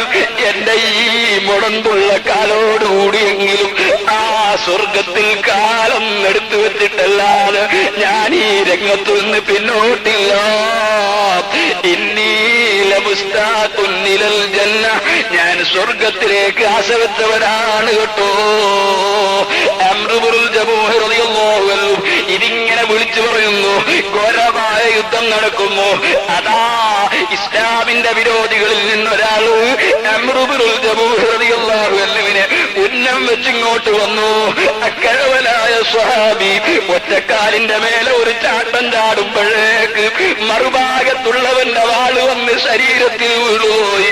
അംറുബുൽ ജമൂഹ് റളിയല്ലാഹു അൻഹു രണ്ട് കഷ്ണമായി വീണുപോയി. ഉഹദ് യുദ്ധത്തിൽ ഷഹീദായി മരിച്ചുപോയി. അഷ്റഫുൽ ഖൽഖ് സല്ലല്ലാഹു അലൈഹി വസല്ലമ തങ്ങളെ കൊടിക്കീഴിൽ വരുമ്പോ അംറുബുൽ ജമൂഹ് തങ്ങൾ സന്തോഷത്തിലാണോ, മകനായ മുആദും സന്തോഷത്തിലാണ്, കൂട്ടുകാരായ സഹാബത്ത് മുഴുവനും സന്തോഷത്തിലാണ്. ആ സഹാബത്തിനെ പിന്തുടർന്നവരും അവരെ സ്നേഹിച്ചവരും നബിയെ സ്നേഹിച്ചവരെന്ന നിലക്ക് അവരുടെ കൂടെ സന്തോഷത്തിലാണ്. ആ സന്തോഷം സാധുക്കളായ നമുക്കും അല്ലാഹു അസാരം നൽകട്ടെ.